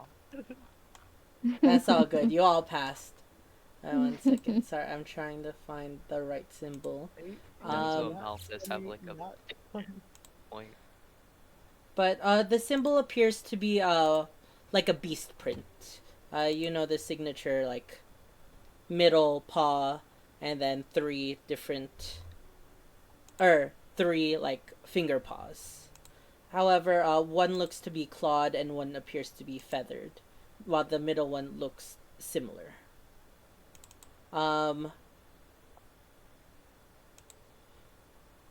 For everybody, you all got it. Ignis, you've recognized it already. This is the symbol of Alessandre, the god of the wilds and the patron of rangers. Let me find. Okay, I finally found the picture. I will send it. Actually, I'll just put it here for but a second. Oh, are you not gonna let me do that?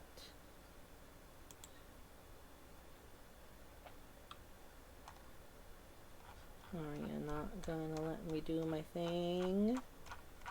Thanks, Google. There we go. Thanks, Google. What? Fine. Google?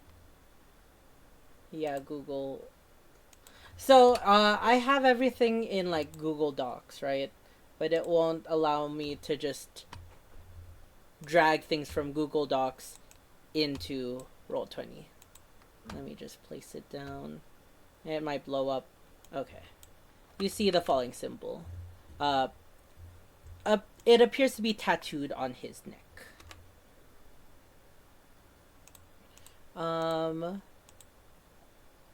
As you can see here, that tattoo is a symbol of a vow that we all made. A vow that all shifters in our clan will only shift when our lives are in mortal danger or to protect the wilds, as we have done since the time of the Second Age.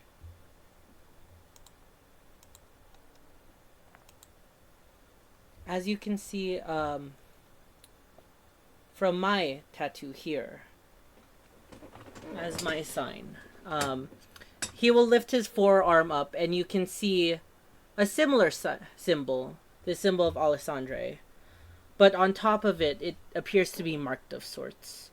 You can see what appears to be 3 scratch marks going through it. And the tattoo is bleeding all through his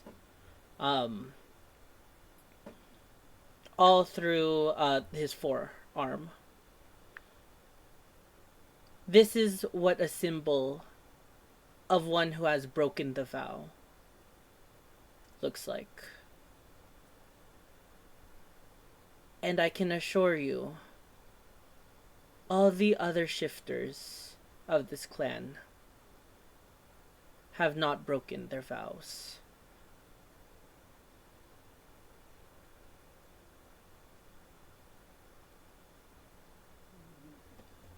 May I ask what the process of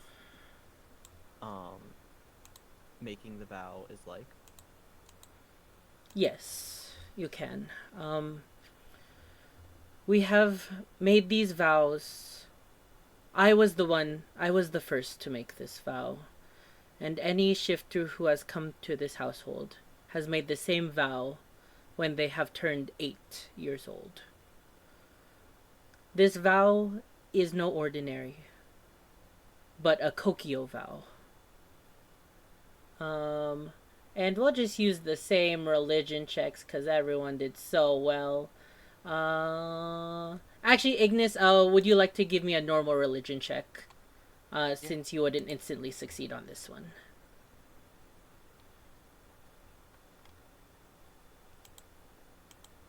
Hooray. Ooh, I see. Okay. So, Malphus, Nunzo, and Vess, through your various adventures, you have come upon people who have informed you about Kokyo vows. They are not to be taken lightly. In fact, Kokyo of the Orange Pantheon is the god of vows. And breaking one of these leads to almost divine judgment. One that would, if you were break it, cause serious consequences. When we make our Kokyo vows, we brandish ourselves with a symbol of the first watcher, or the first hunter, in a promise to protect her homeland, the wilds. If any shifter goes against this creed, their mark will be shown as such, and he'll show his forearm again, and they will lose their abilities to shift outright.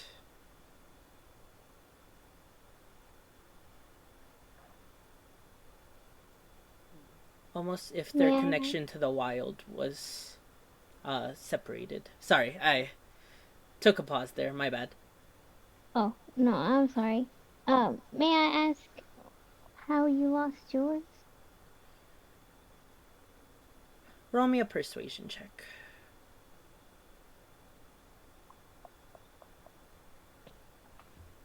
Wait. Mm.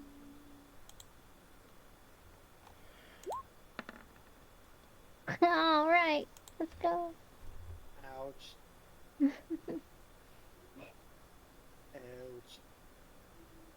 Would anyone else like to ask? As he shuts his mouth. Like, yes, I too am curious of what would cause you to break your vow. You don't seem like the person. Alright, you can also Let's go, movie. double nat 20. Let's go. I get Bardic back. Let's go. Oh yeah, you get Bardic from yourself. Let's go. I do? No, No, me. for Fennel. Oh. Malthus rolled 2 nat 20s in a row. Yeah, I'll never you did. have it again. That's the thing. I'll never have it again, don't worry. I wish I could. It's for the 8 ones from the last session. I, in my young age, made a decision I regret. In a moment of anger, I allowed my rage to manifest in my ability, and I hurt somebody, a human man. Oh, the farmer. Yes. Magwug and I have always had issues. But he treated one of my own very cruelly. In my haste, I went wild on him, and ever since then, he kind of grabs onto his forearm. Ever since then, my connection to my bestial spirit and to the wilds have diminished.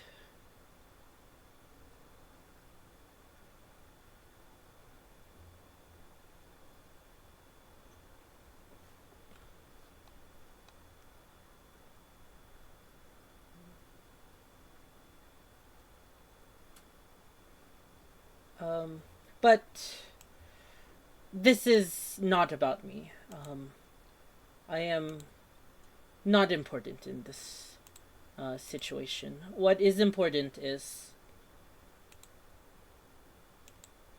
what I called you here for is to give you that information, whether you believe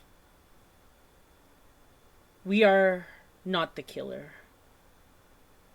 Through that contradictory piece of evidence. What I called you here is for something more important. And Malphus, you can roll me an insight check for passing that persuasion.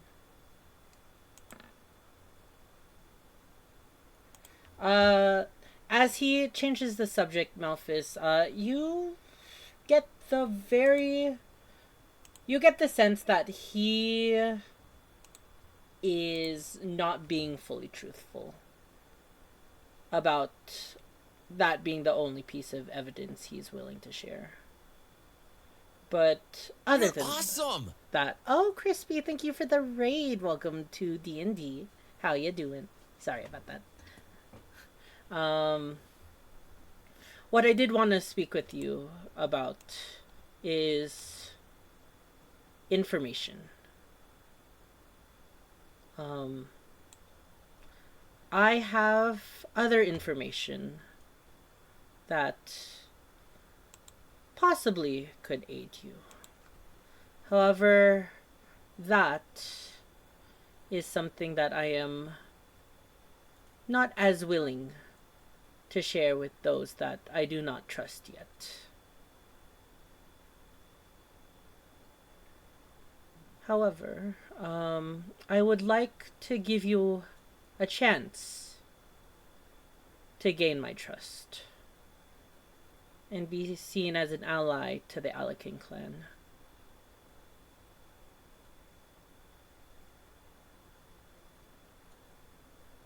If you would take it, of course. And what would this entail?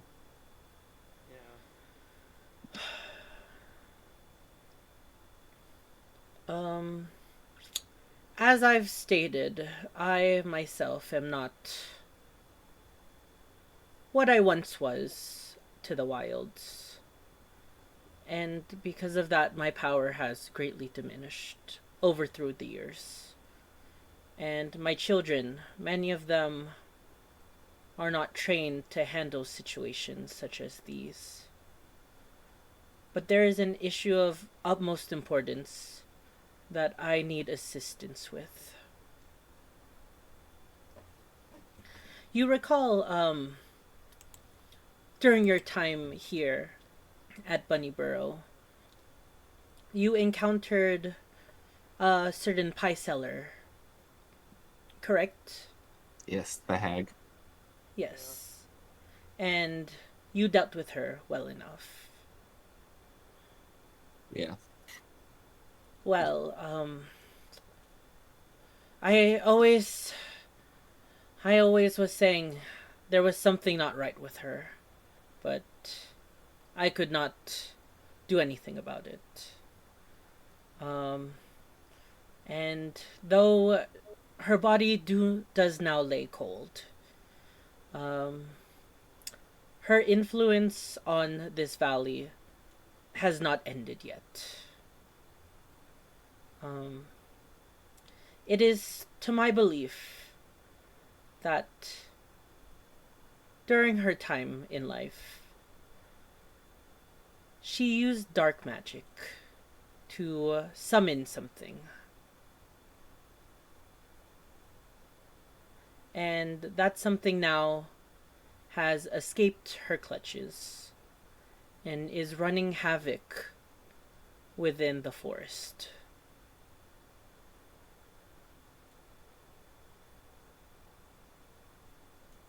Malphus! I know Yeah, I I just know. got you to do one, buddy. Oh, you don't? Okay, I won't make you roll then. Just wanted to know.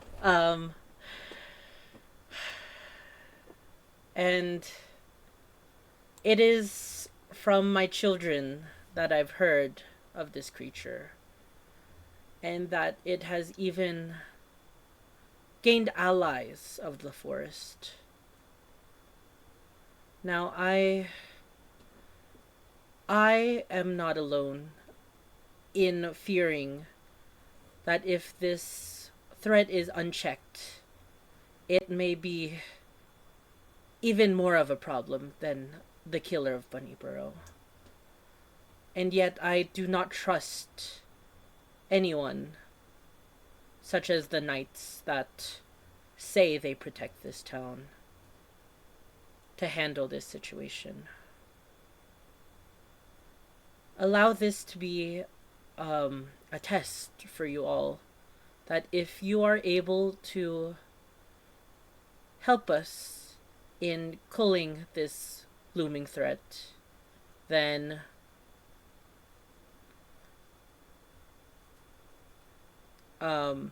then I will deem you trustworthy to learn of the Alikin secrets, and that might aid you in what you're searching for.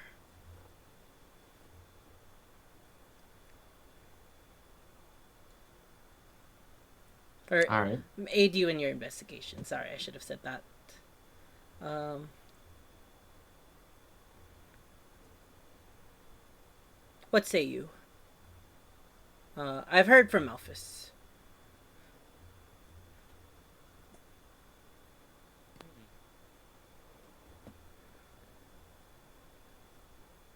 I know I'm still but a stranger of you, but from the way that you've interacted with my family, they have given me the inclination that you can be trusted. I'd just like to use this for my own perspective.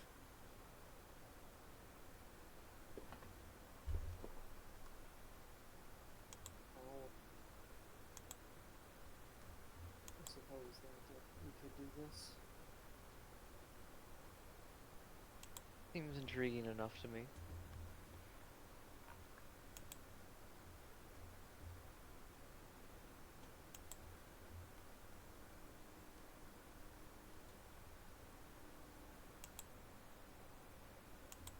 Excellent.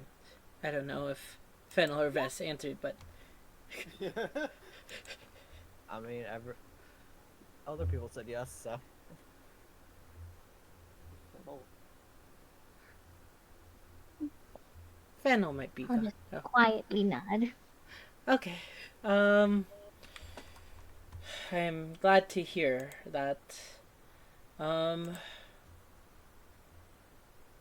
now, it isn't much. I can tell you where Kiri was flying by when they saw the strange happenings going on. It's a clearing deep in the woods. And from his account, we may have found a monster that relates to this, to what he witnessed. Corsac, if you will. And the shifter will come over with the book in his hands. Malphus, I'll say now you recognize, you take notice of the book. Do you speak deep speech? No. Okay, cool. Just wanted to ask. But you do take note how strange the book is. You take particular note. And from Corsac will flip through a few pages and then show it to you all.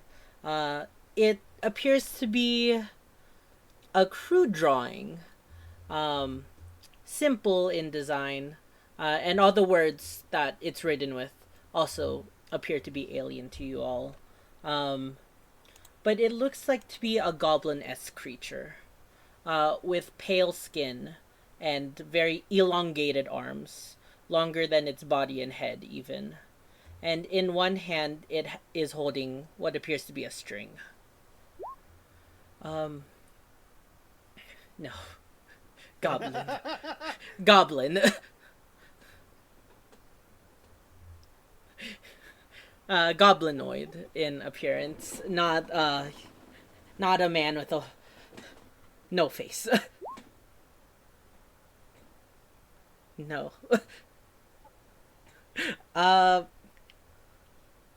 We wish that we could provide more, but this book is written in a language that is lost to us. Do I have to know the name of the language to use my book? Yes, as you need to ask. But you Okay. can try to see if you recognize the symbols. All right, I'll do with that a first. history check. All right. 3 Not 20s. Huh. I'll reach out my hand and ask, may I? But of course. And then or I guess before I do that, sorry, I'll use my book and then ask it for deep speech. Yes. And then was it a 1d6? Yes, please. 1d6 hours to see how many hours you can speak this. Okay. Ah, my mouse. All 6 of them. All right. And I won't make the book does lick you, but it does also give you the ability to read deep speech. And from the runic symbols, you're able to read a bit about this monster. First of all, the book cover's words say, "Monsters of the Void."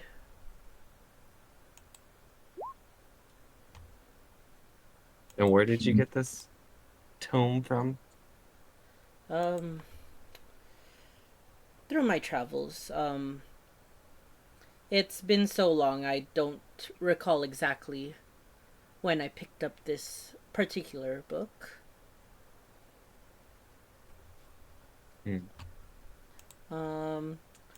But as you read the page in particular, you learn that the monster is known as a measle.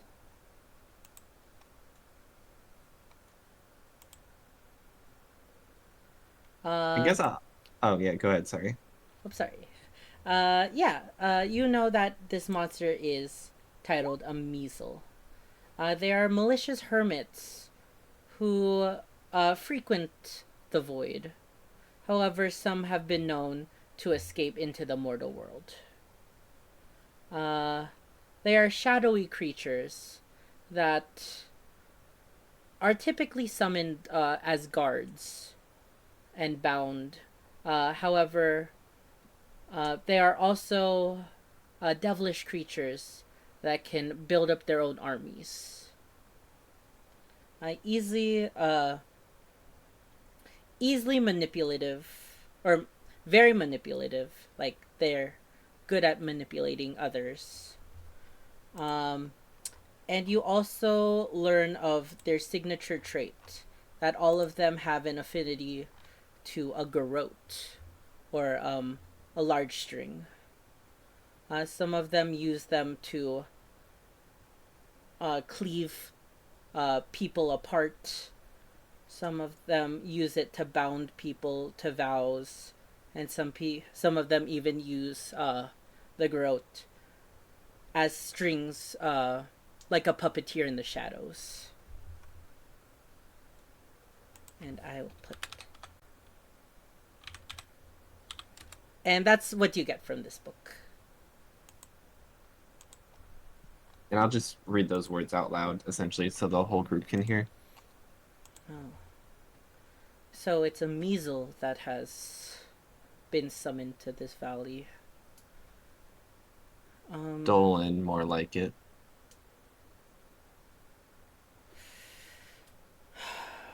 Well, that only solidifies the fact that it must be taken care of post haste.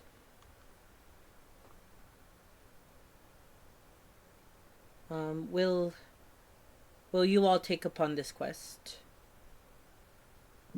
Yes. Alright. I will. Excellent, excellent. Now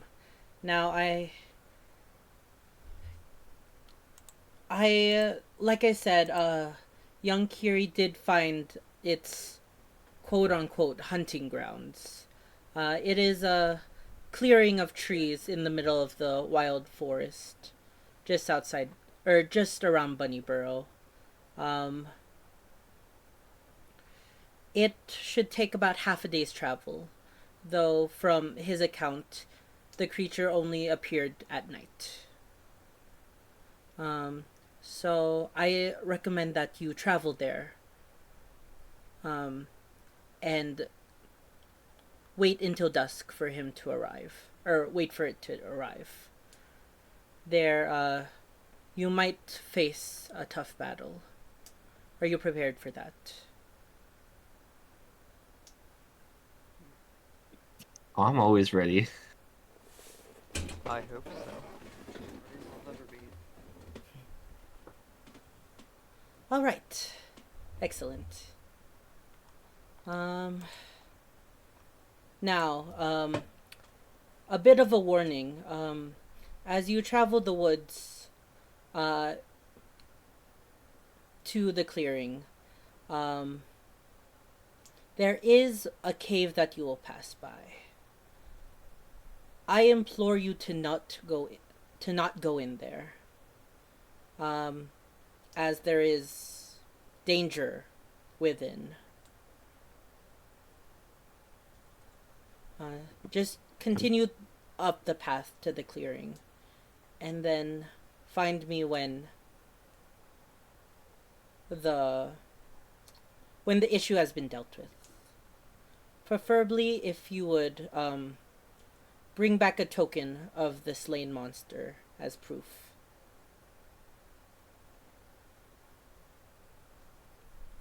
Of course.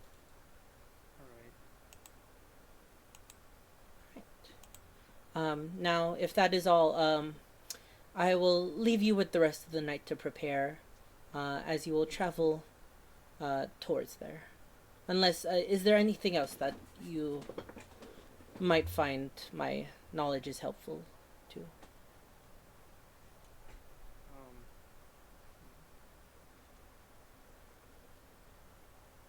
gonna whisper to Malthus real quickly. Do you think it's worth trying to show him the tooth? Maybe on our return. Alright. He No, seems don't to be have holding out information. Alright. Thank you. Well, that's everything we have for now. As all there's left is that we get ready for it. All right. I will see you when you have finished. Now, the rest of my family is retiring for the night. So I shall see you off. Come along.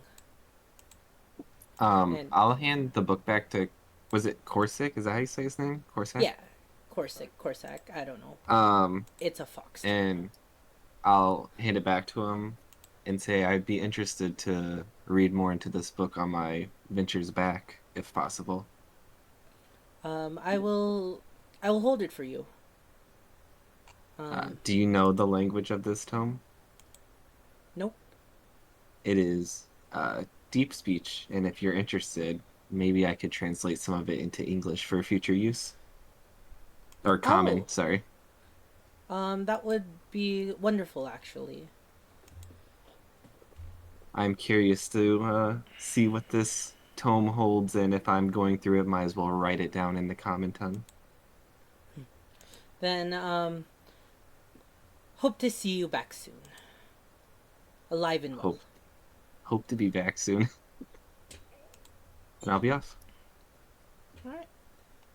And with that, Thinefoot will just, with his addled bones, you can hear the scratching of his cane as he walks slowly through the tile, leading you out of the house. I do hope that your adventure goes well.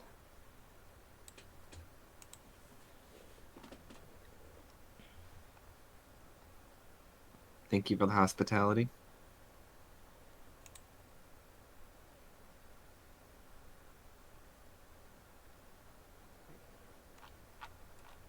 To the people.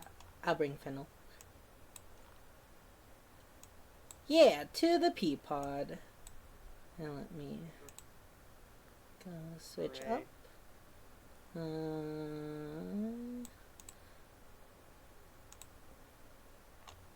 Alright. Okay. Now, quick question. I know everybody. I know we are just about to hit our regular time. Or is our regular time in 30 minutes or is it 30 minutes ago? Or did. 30 minutes. We I said it was started 11:30. Yeah. Okay. Now, did you guys want to speed through a long rest and just quickly hit the road? See how much we can get through it? Sure. Or, I mean, it doesn't matter to me. Yeah, I was like, I don't care either way. I do have a question about the commissions. Are we going to postpone that by a day? Yeah, it doesn't matter.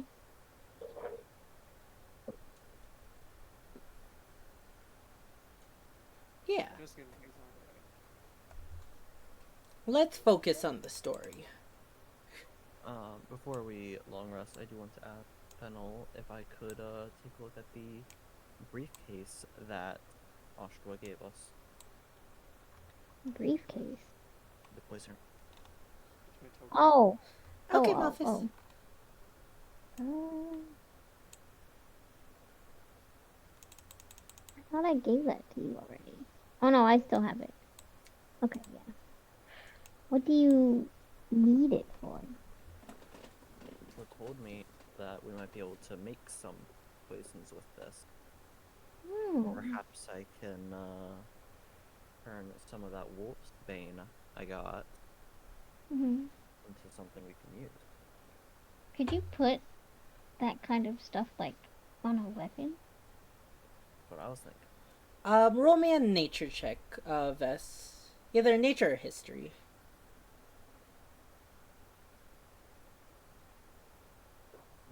Oh, both are flat rolls, so. A 3. Okay. I'll just say, though that is a great plan, you do also remember that, what do you call it? Ashtua said, wolf's, if you were to find the wolf's bane, to make it into a potent enough poison, it would need to be either fresh or, like at least semi-fresh. But since it has been like quite some time, you already found it sort of wilted, and the coming days have just passed. You probably couldn't make anything potent enough with the dried flowers that you have any longer. I'll probably still make some other poisons at least. Yeah. but that doesn't mean you can't try to go in nature and try to find some. Did she ever tell us if there were any, like, nearby? Or in the area? From what she told you, all her stock that she grew herself was taken by Yuden. Okay. Um, let me see. Oh yes. So, just a quick note before you all head to bed and we can fast forward and such. You head out to um what do you call it? You all head into the Peapod Pub where you discover just as before, there are no customers here today. Magdalena and Tully even seem like they've sat down for the night already. Uh, most of the tables are already put up. All the chairs and such. Uh, Henry Alikin is still there, though he doesn't seem particularly busy. And he actually takes note of you all and gives you a quick nod as you pass by him. I'll nod back.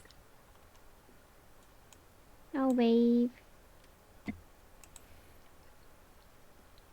He'll wave and give a small smile and then continue with his tavern server work. All right. Now, did anyone want to do anything during this long rest of note? Probably just use the alchemy jug and that's it. All right.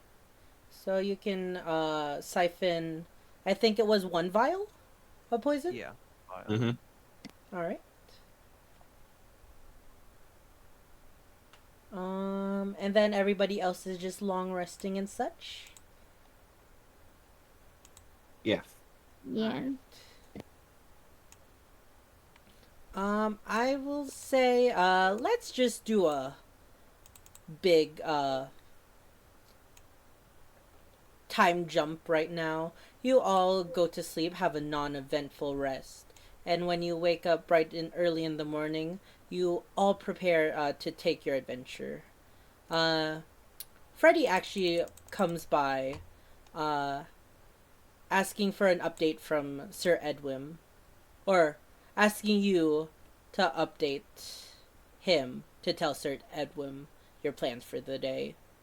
What do you tell him?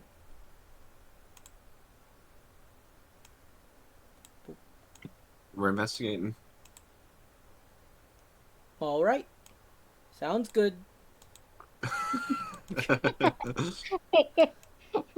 Freddy. Goodbye. I was part of the session. Bye, Freddy. We missed you.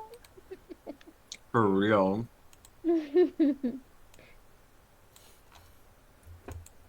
And with that, all right. Are you all ready to head out to the forest? Did anyone want to do any quick supply shopping or anything? I think I'm good. That's for me. Sorry. I'm good on that. Tweak was like, if I get a 1, I'm not going to save anyone if they die today. And if I get a 2, I'm going for the kill. No, it's for my book charges. Oh, I see. Yes. Yeah, also don't forget if you do have charges for such things, don't forget that. But all right.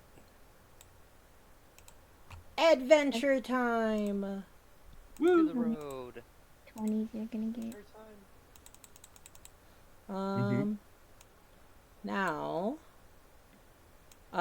may I ask for who will be leading the charge? into the forest. What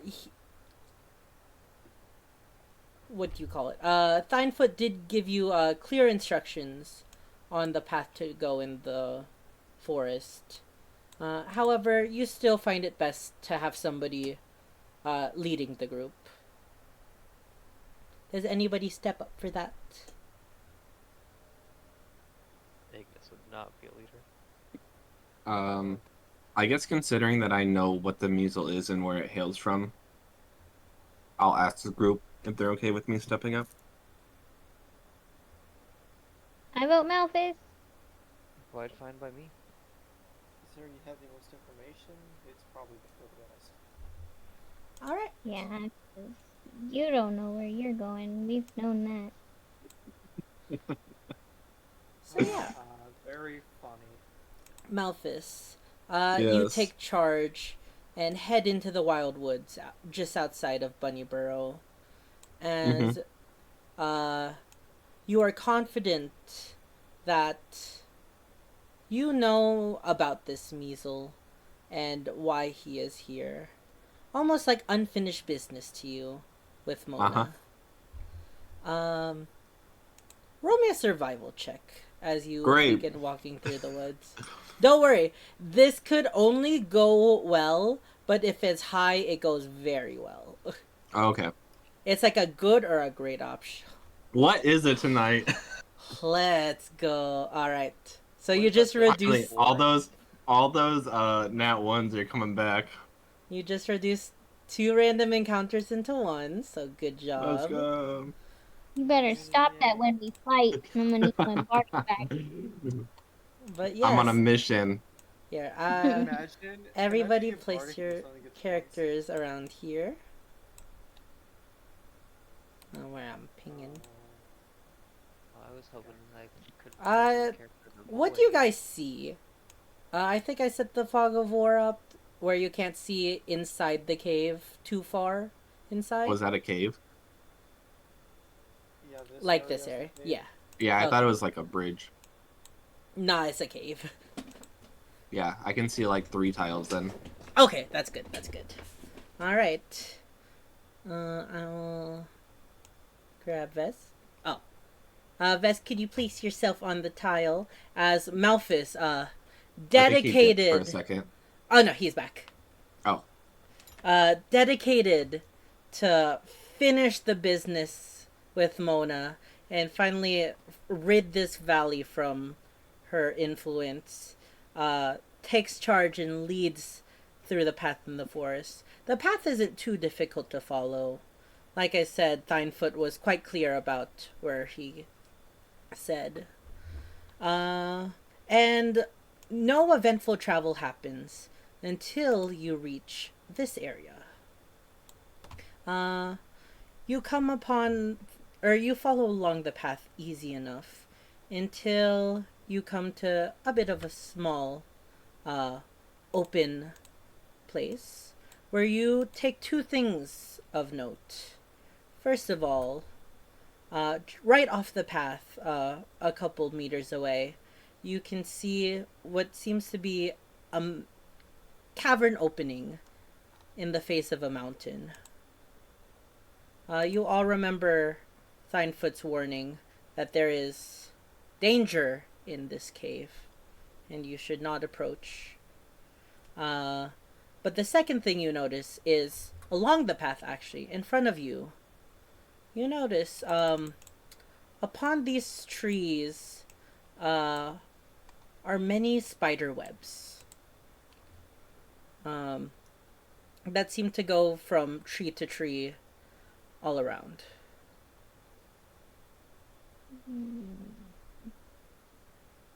Spiders. Well then. The memories.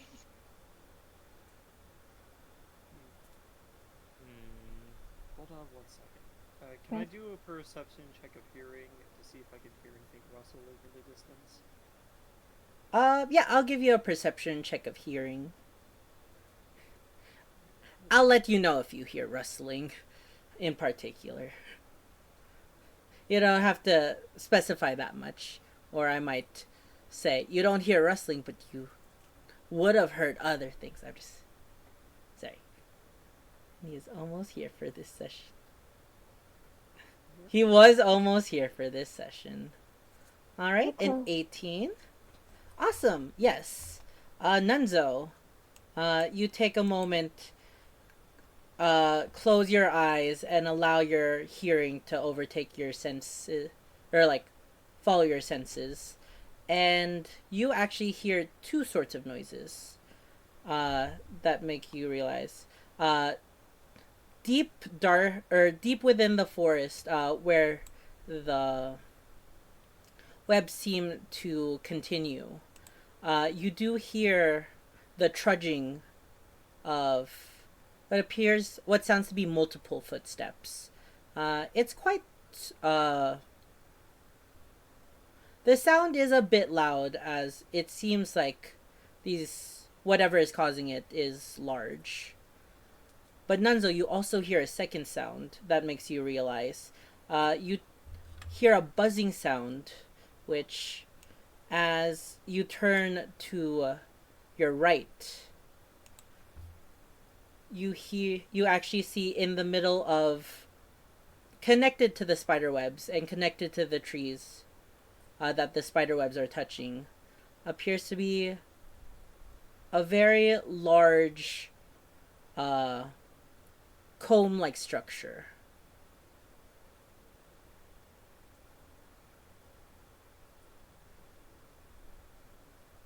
Alright. And anything else? Those are the two sounds that you hear that give. Actually, with that 18, you actually hear a third noise. Within the cave, actually. You hear. It sounds to be a very low snoring.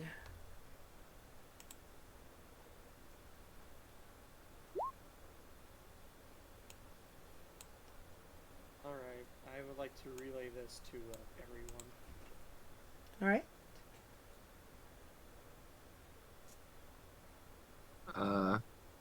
Alright, team.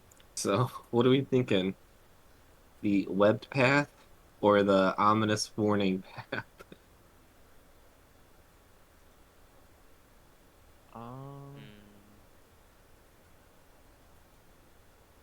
Ominous warning path sounds bad. Something is snoring. That's obviously not good. I mean, all he said was to avoid it. He didn't say what was in there. Maybe we should make a campfire before we go. What? It's The middle of the day. But there are spider webs. Well, you want to light the webs up again? We don't have a bomb strapped to a frog again. Yeah, but we did it once before. It was pretty good. Anyone have any unknown bombs in their satchels? Let me check real quick. no, I just have flame arrows. Perfect. I do have a bottled soldier, but that's it. Oh my goodness. I don't feel like igniting a flame here is going to be good. Lots of flammable stuff here.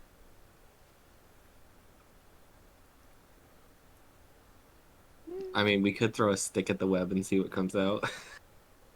Yeah, but why would that toad make a buzzing noise? Well, considering you saw a comb, it's probably a wasp or bee of some sort. Right, that's what you said. You didn't comb, a large comb structure. Yeah, like a large Okay. comb structure. What That if would we be just my guess. rock and throw it? I mean, Is- as long as we is don't comb- irritate the tree. Is comb the right word? Like Hive. Yeah. like a beehive, you know, like has Comb would be like the inside structure, but it would be a hive. a. Okay. Yeah, comb is the right term. I didn't want to say hived straight up, but like, yeah, you know what I'm putting. Yeah. I'm Alright. just gonna take one of my I'm just gonna make one of my psychic knives in my hand and just throw it at this web. All right. See what happens. I'm pretty sure the psychic knives aren't a physical entity, though, right? Oh yeah, I guess that is true. Just throw a Uh, stick. There's plenty of Yeah, sticks on the ground. I'll say you throw it and it does nothing. I'll As it grab a rock and chuck it in the same direction. all right. Uh, throw me or roll me a dexterity, straight up dexterity check. Not a saving throw though. So on your sheet, where all the big numbers are, just click on the word dexterity, and that's how you do a Oh. normal check. More you know. 11. Yeah. So Wait. Okay. Never mind. Okay, sorry. So you throw the rock into it. The rock actually doesn't catch on to the web. It does touch the web and like it bounces a little bit, but it just falls through one of the holes afterwards. Nunzo, I won't make you roll another perception check. You can hear you can hear a Minecraft spider noise. Nice. Oh, it's pretty obvious that there's a spider there.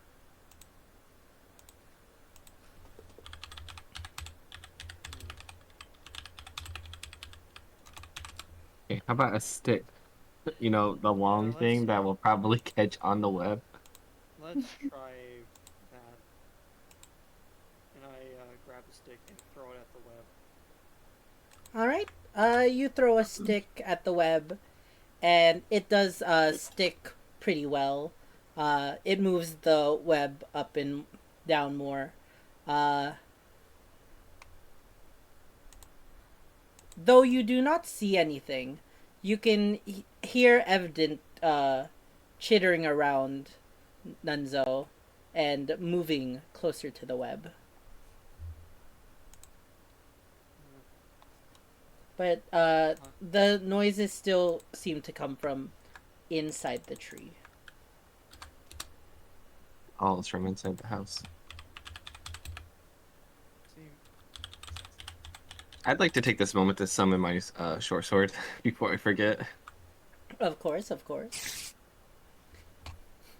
Oh, Guys, I forgot. I can just pull up I can pull up my instance.com and just play sounds. This is great. so it's clear that it's got some kind of attention. So do we want to try to give it one more shot to see if we can lure it out by the vibrations of the web? Then I'll use one of your creatures. Oh. Yes, Fennel, I believe they're all you get all uses of them afterwards. With your item, I believe. Yeah. There's a D6. Yes.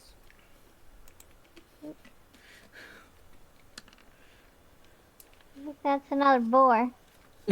This is what you're. Wait, I think it's a D8. I Is it? believe. Yeah, it's 8. Oh, okay. Oh, there really are 8 creatures within that thing. Oh. 8 different No. You really did that, didn't you? Charlie, I was going to ask if you were sure about this, but you know what? You did that. Yeah, no, it's fine. You threw Charlie at the web. Yeah. No, I'm not throwing Charlie at the web. Throw him on the ground right here.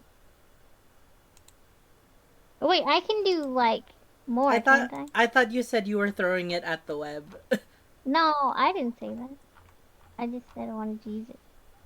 Okay. Can I do another one? Where are you putting Charlie? Yeah, as you summon Charlie. Right on the ground near us. Okay. You're lucky. I was just gonna throw him right An there. 8! You were gonna kill Charlie. That's I messed up. wasn't gonna kill Charlie, but listen. Probably is bait.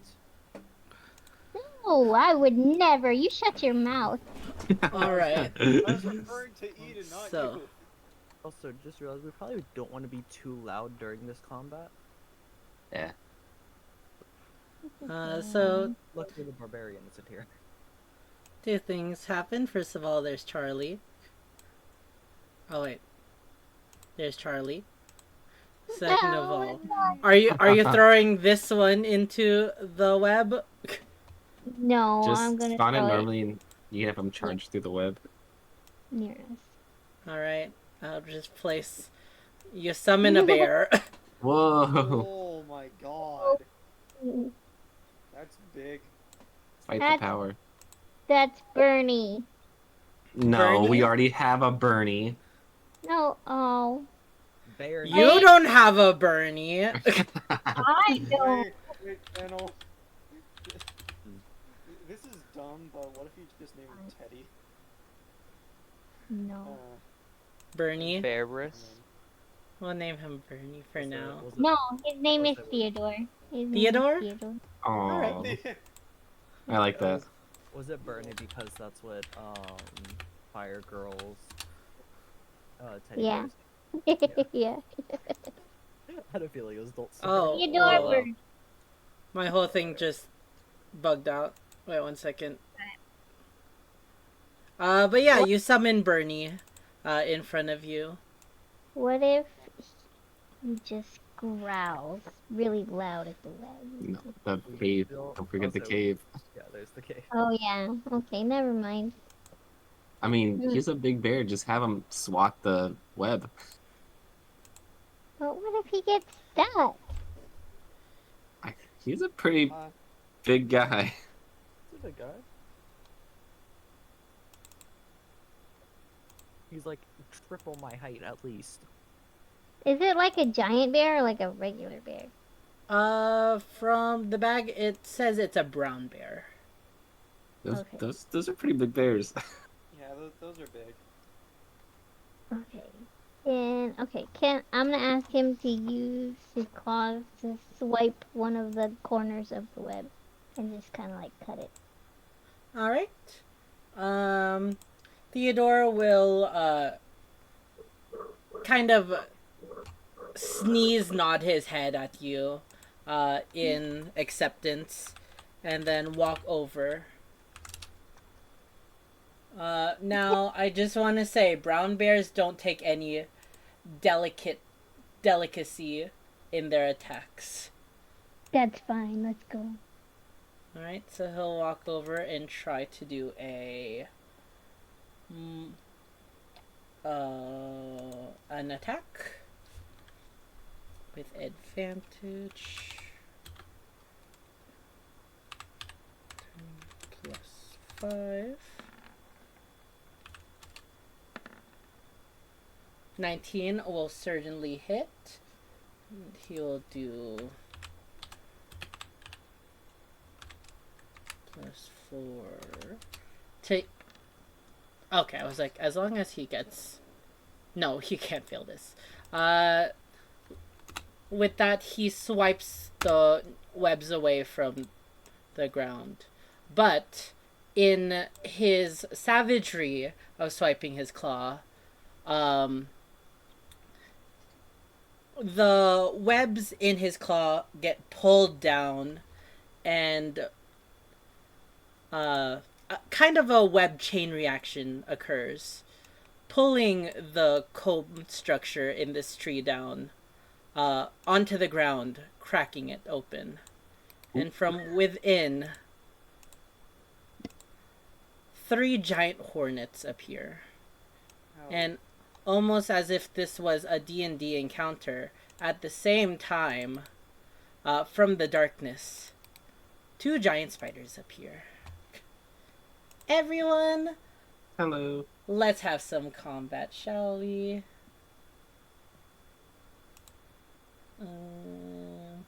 Now, Larry, can I play some combat music?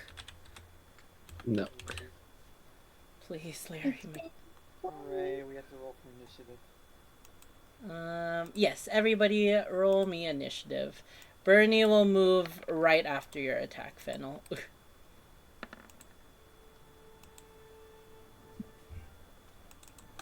Wow, you really had to one-up me there. Oh, there we go. Can I give my animals Oh my! inspiration too if I wanted to? Yes, you can. I'm just curious. Now, The does that do it spider to... gets a gnat. Let me... Let me guess. Guys, I'm learning. Does the hornet get a gnat too? Oh, that's terrible.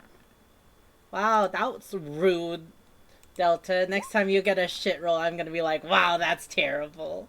Leave the hornet alone. Its home was destroyed by a bear.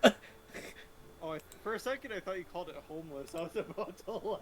I I mean, mean, it is kind of now. is. It kind of is. It kind of is. I pull out my 40-foot spray of raid on the wasps. Alright. Someone got the a black flag bug Let me killer. just make sure. Alright. That would be nice if I I'll place turn Someone order achieved right their there. scoring with Bane of Arthropods. Alright. Do my animals have HP too? Yes, they do.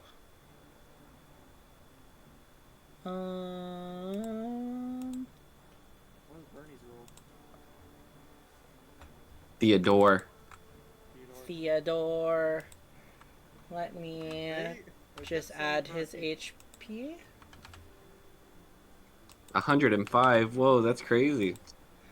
No, what is he? A magic bear? Except being summoned, he's literally just a bear. Alright. I Alright. mean, it makes sense. It's a pretty big creature. What about Charlie? Charlie's on your head. Okay. If you make Charlie fight, he will most likely die in one shot.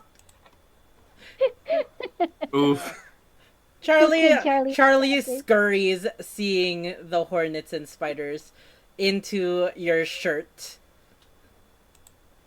You got this, Charlie. Don't Fennel, worry. you look like you have a uni boob right now that is quivering. Alright. So this spider is going to come out of the woodworks and start with a web attack on you, Malphus. Great. An 11? No. Alright. Get It out of does here. not hit. And that will be its turn. Fennel.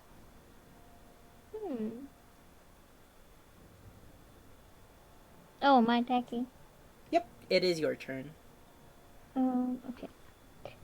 I am. Wait. How does fighting with my pet work? Do I have to wait till it's his turn to give a command? Yeah, he'll work directly after you. I will. Oh, wait, actually, let me go make sure the rust bag doesn't have special properties.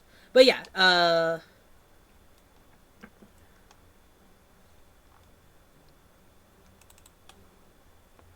see. Creatures friendly and acts on... Oh, it acts on your turn.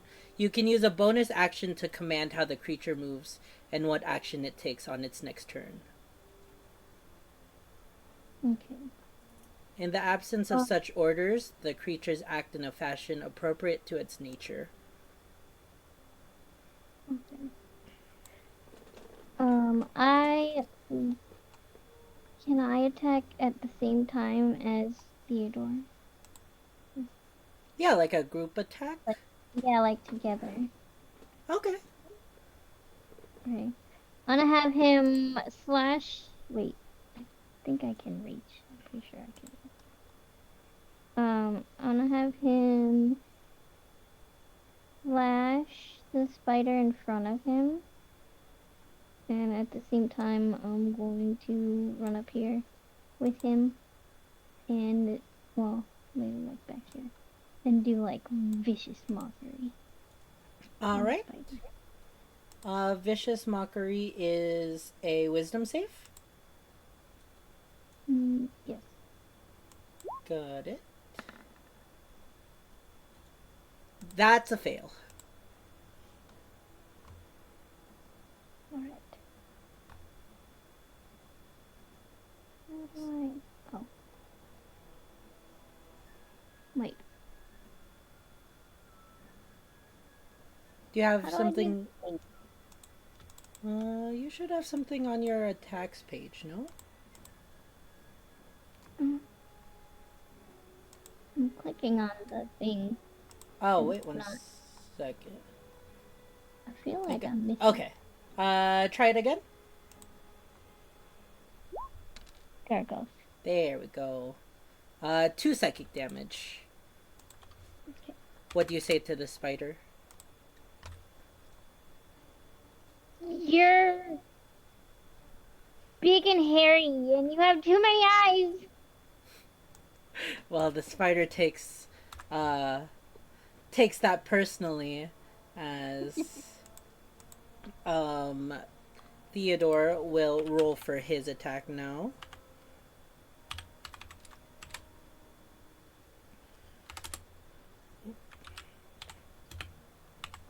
I still can't see his HP. Oh, he got a nat one. Wait, 1S? No. My bad, my bad. What's a 1S? I don't know. Let me see. It's a 14. Okay. There we go. So the first attack hits, and the second attack also hits. Just barely on both. And he'll do 2d8 plus 8. Doing 12 damage What's going on? as he swipes angrily at the spider.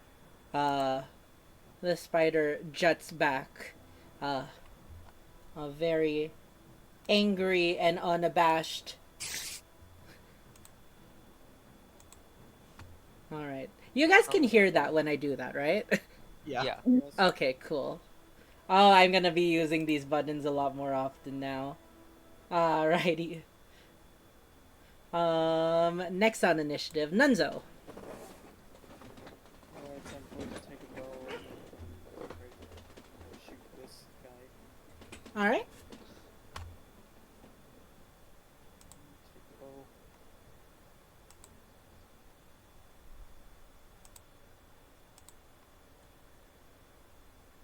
There it is. That is not Not with see. advantage. We'll take that 14. It still hits. That's excellent. Alright, so Tid is 8 with Dreadful is With Dreadful. 11. Alright. Ooh, you do a good chunk of damage as it shears off its stinger tail. No, part of its stinger tail.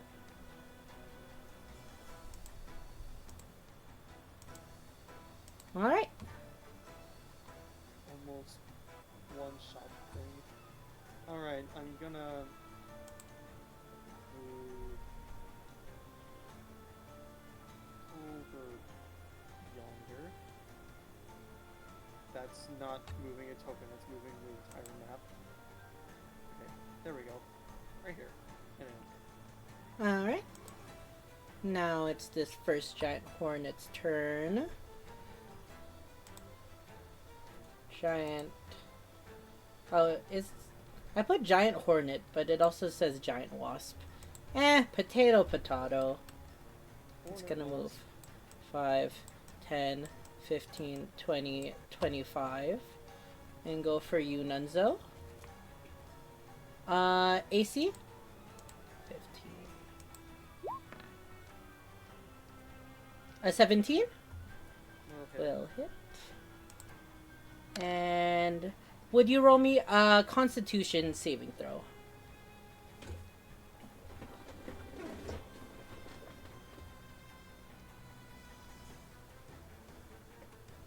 Five? Okay. So you take the full 15 points of damage.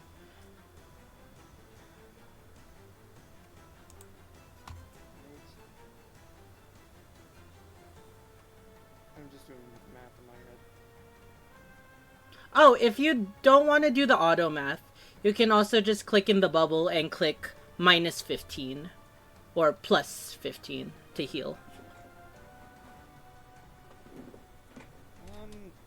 Just I for think future we're reference. Alright. Next up is Vess. It is your turn. Okay. I'm going to start by moving 10 feet, and then I will just blade.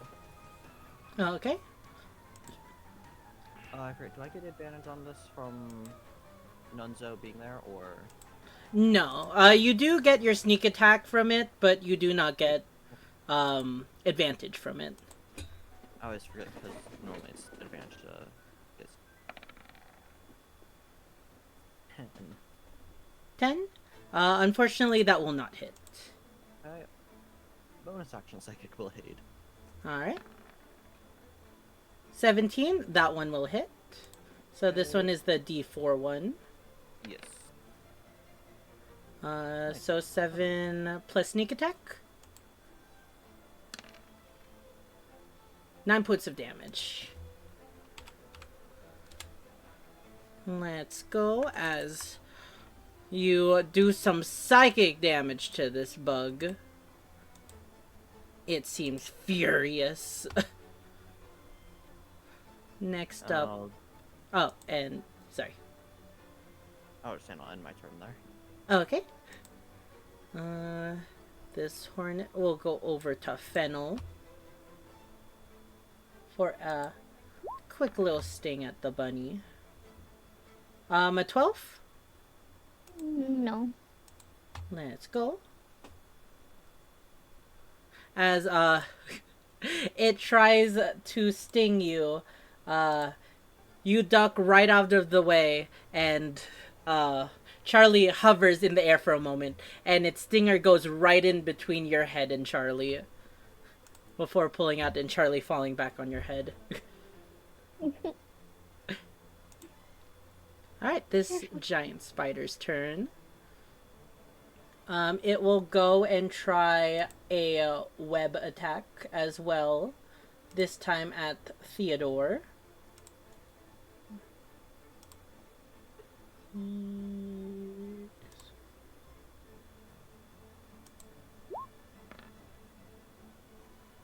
$17 will break Theodore's AC.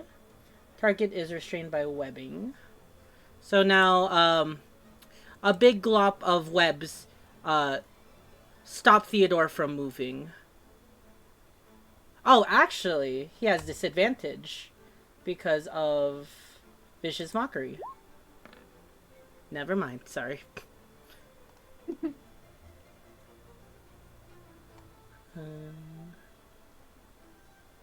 Wait, who's he attacking? Theodore with the web.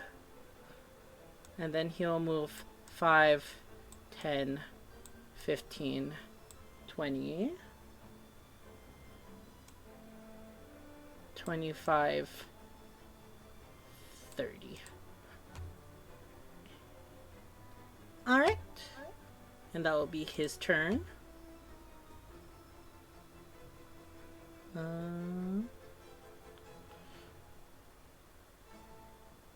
Ignis, it is your turn. Okay,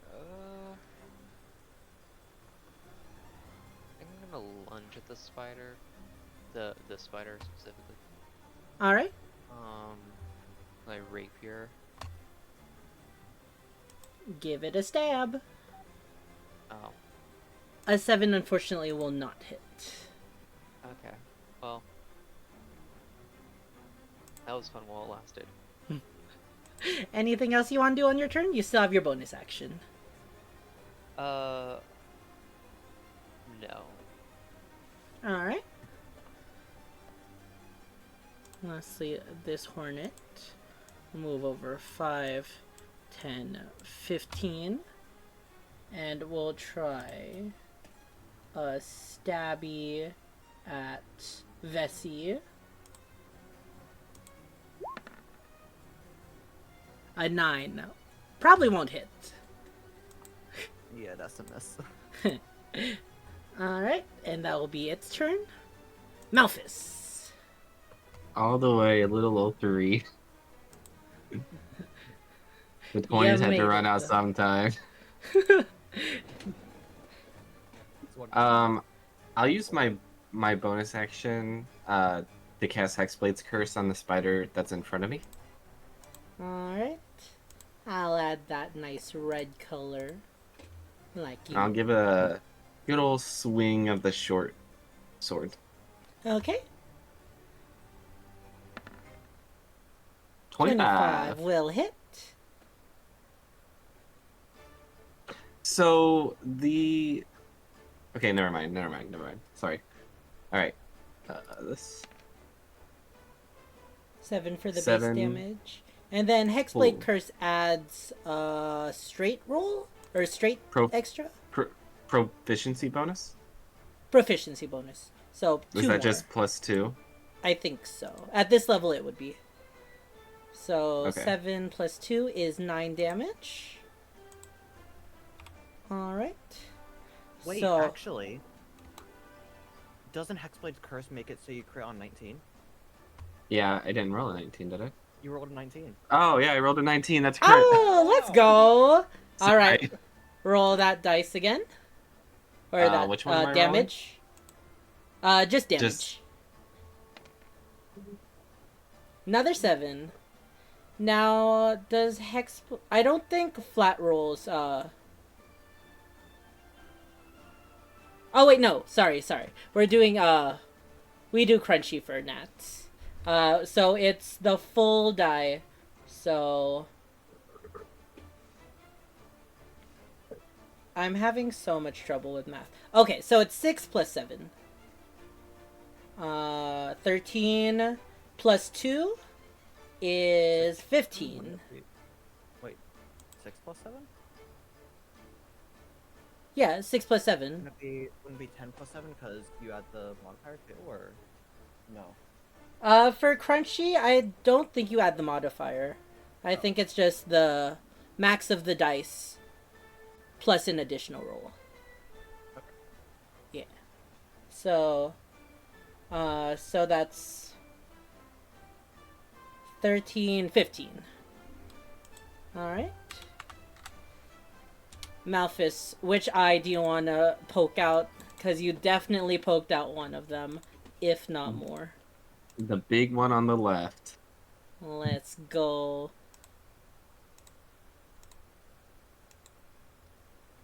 Alright.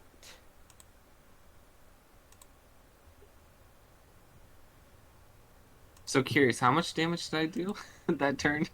15. Okay. Because it Hey. was that 7 from the roll, then max 6 for short sword, plus the 2 bonus. Oh, okay. Thank you. Yeah. I guess that's where I end. Alright. Back to top of initiative with the giant spider. This one will go instead for Ignis now.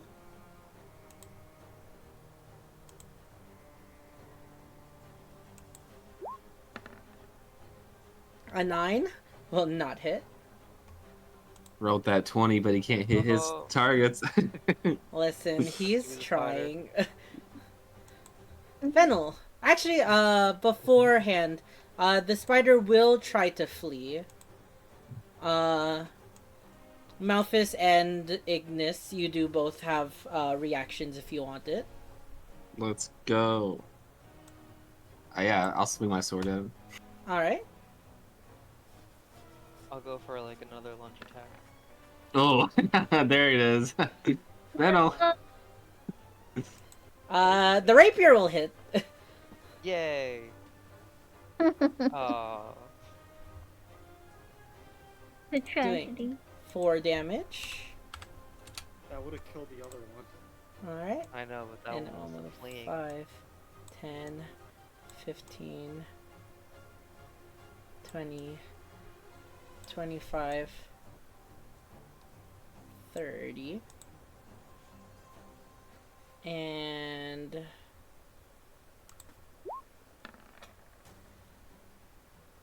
It's still evidently there. Fennel, it is your turn. Okay. Um, I am. Is the one next to the hornet thing like flying next to me, or Yes, it's flying. okay? So first tremor powered. Invincible to earthquake. Yeah. Those damn ground type moves. Okay. I'll do vicious mockery on it again and have Theodore slash. Alright. Theodore is currently restrained, however. Oh wait, he's stuck in the web, isn't he?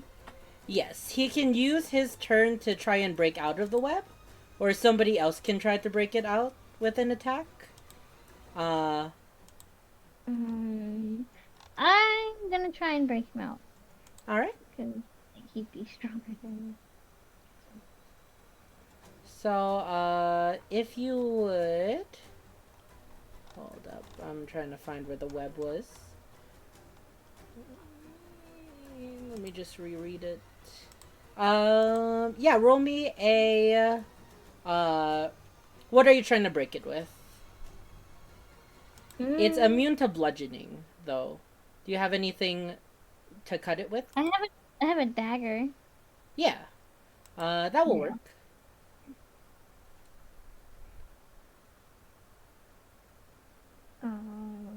Do I just click on my dagger or?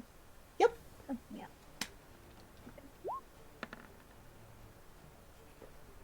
That hits. Roll for damage. Oh wait. Oh. This one. Yep. Right? That one? Okay. Alright. You're successfully able to free him from his restraints. Okay, and then I'll tell him to go after the hornet next to me. Alright. He will roar out and then lunge forward and go for a multi-attack. 20 plus 5.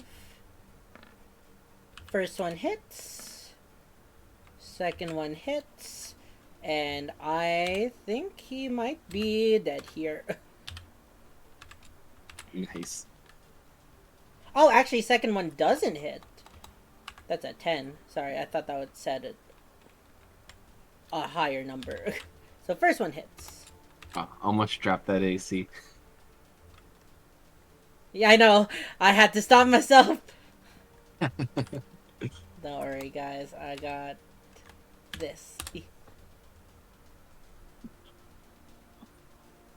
How did that work? 1d4. No, Oh, I just didn't add. Yeah, my bad. Yeah. I didn't have the actual stats of the creature on Theodore's page set up, so I can't just macro. 6 damage gives enough to bring it down to half. Never mind. I'm bad at math. But alright, that was Teddy and your turn. Nunzo, back to top. Short sword with the wasp hornet. It is here. Wait, Teddy, where is your sheet? Wait, Ignore me, sorry. I wanted to give bardic inspiration to Malphus. So you used your bonus wait. action to command him, Oh, okay. unfortunately. Gotcha. Short sword, the bee and wasp hornet thing. Alright. Damn it. Oh yeah, unfortunately that does not hit. Think I may have just showed you all brown bear. Ignore that. I see an anonymous Facebook profile picture up in the corner. yeah. Oh, it's fine. Can't really use any. Oh, phew. I thought we were gonna have to fight anonymous Facebook. Fighting anonymous does not sound like fun. No, it's Facebook. You're casting ensnaring? No, I'm trying to see what I have to do in order to do Okay, yeah, I'm not gonna be able to do anything.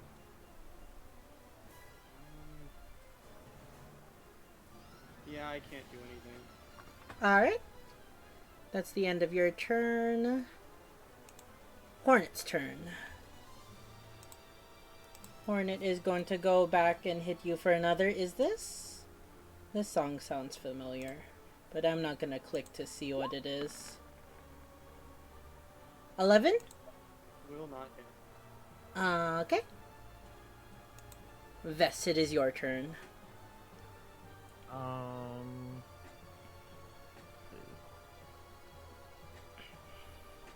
Yeah, I'm going to attack the one with 2 HP with a Psychic Blade. Got it. Not 20. Hey. It's got 2 HP. Let's just roll it to see how much you'll do. So that's 8. And then, do you want to add the sneak attack? Oh, actually, yeah, you don't. On that one. So, And bonus action, I'm going to attack it's the dead. other one. Alright.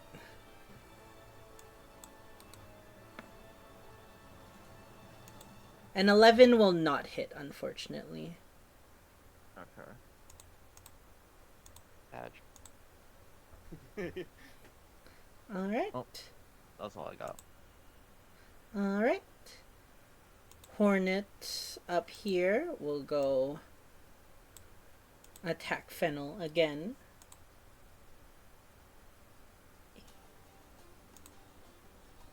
Okay, this is Hades.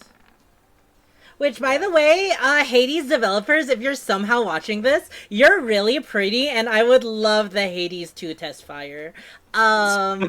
Listen, sorry, so promo, Hades built up my channel, and I would love to support you guys, so consider giving Heir of Eden the test fire. Alright, back to the game. My bad. 19, does that hit, Fennel? So nonchalantly. I'm gonna say yes. Alright. And would you roll me a Constitution saving throw? Fennel? Hey, Folkish, welcome to the stream. What? What is that damage? Sorrowful Fate. When you are an Not ally, that you can easy. expend one of your bardic inspiration to change the type of saving throw. Yeah, then give me a charisma saving throw instead. Wait, wasn't this a... I think we were confused about it last time, but Yeah. I think we're using it right this time. It's Yeah, 'cause when I think last time we tried to make the enemy do it. yeah. Well, it says you exploit a foe's peril until when you... Oh no, it isn't. Yeah. And then if you fail the saving throw still, you can do additional damage. So roll a charisma save throw for me, Fennel. 20. Alright, you save. Now it only says if the target fails this save. You succeeded, so I don't think the secondary effect happens, right?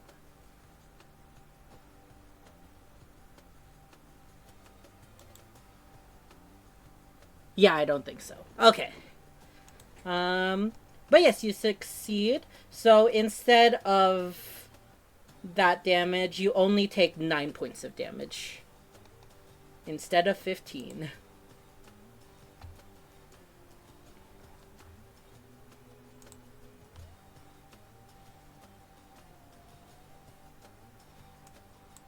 Alright. Giant Spider 2's turn. He's gonna go for a quick bite at you, Malphus. 16? Yes. Does 4 points of damage. Give me 1 second real quick.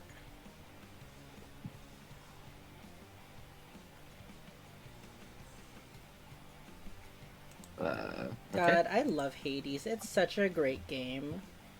It literally It had- is, though. I It would like to has- use my reactive of telekinetic reprisal. Okay. So I need the spider to make a wait. The creature that deals the damage to you must make a strength saving throw, and the DC is 14. All right. This is just based for it. It made a 7. Then it takes 2d8 force damage. Roll that force. Oh, I can also add that to your sheet if you want it just to be an auto macro. In the future. I killed it. Just Let's enough. go. Does And it push? I don't It- have to push it, but I can. Oh, okay. Would you like to? Sure, I'll push it 10 feet back. All right. You know what? That was a good hit. And then because he was cursed, I also gain the 4 HP he did to me. Let's go. Nice. Like it never Uh, happened. Do you want to hear something even better? Huh. So you knock the spider right into the tree where his ally was trying to hide, Let's go. undoing his balance and knocking him to the ground prone. Let's go. Let's go. I never have a. I don't know what prone looks like. Is There that we like go. the fallen thing? There's so many things. It's okay. He's prone. There it is. All right, and you've killed him. Scooter. Anything else you want to do on your turn? I'll move up real quick. So 5, 10. I'll say 15 and stay there. All right. God, I love that song. And their art style is just so great. Hades, you're such an amazing game. Just give me the test fire. All right, Ignis, it's your turn. Wait, actually, where's...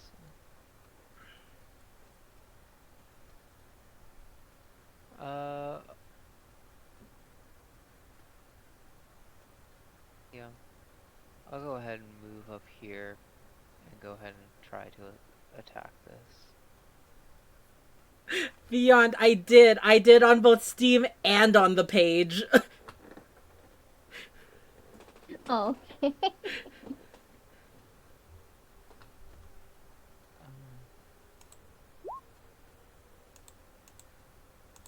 Please tell me at 20 hits. It's a dirty 20.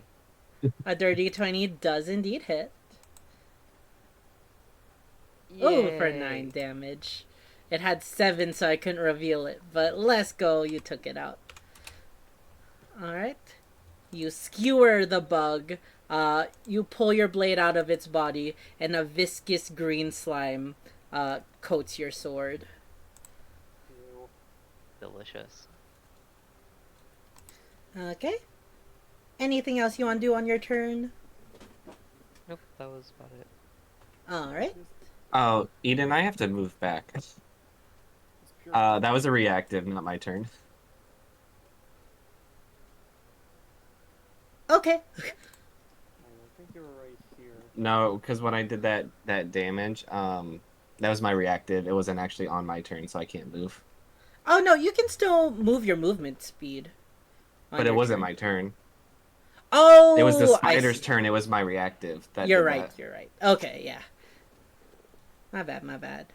Or yeah, it's all good. Because I was looking at the turn order. I was like, wait, how am I up again? I was like, oh, no, that was my reactive. Well, that hornet's dead, so it is your turn now. Let's go. All right, so then I'll go ahead and move up here. And then he's prone, so I get advantage on that, right? Yes. All right, short it up. All right, 25 will hit. Let's go. And oh, it's not cursed. No. Okay. So I'll just roll the normal. For 7 damage. and then I'll just use my offhand dagger as my bonus. Or Okay. actually, never mind, that's an action. Yeah, I'll use the offhand dagger as a bonus. All right. Are you using your dagger itself or the tail blade? Probably just my hand one is the Got it. easiest, and it probably doesn't hit anyways. Unfortunately, it does not. Okay. All right. Now on the giant spider's turn, it will use half its movement speed to get up. So it has 15 left. That's not the right one. It will go for a bite.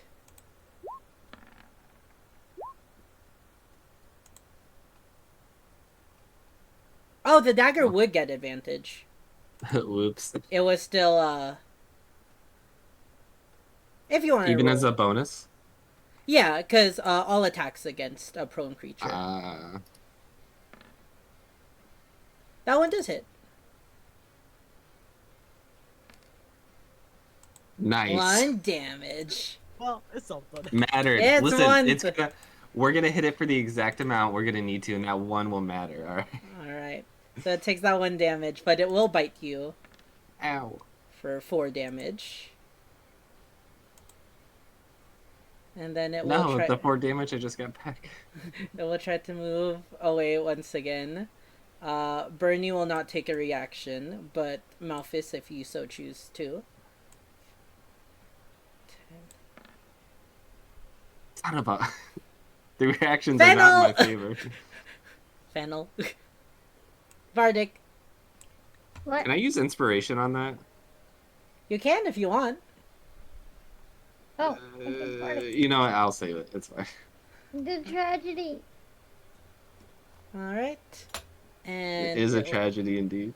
Once again. Alright. Who has the lowest passive perception? Probably me. Actually, no, it would be closest person, which is also you. Let's Passive? go. 10. Alright. And the spider disappears from view. Ah, shit. If you want, you can use your next turn to try and scout it out with a perception check. But if not, it is out of combat. Alright.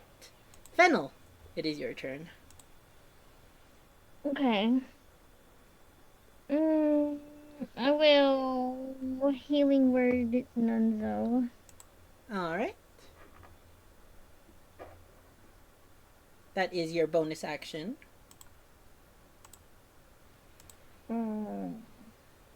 Wait, it is? Yeah, healing word is a bonus action. Oh, okay, yeah, I see it. I see it.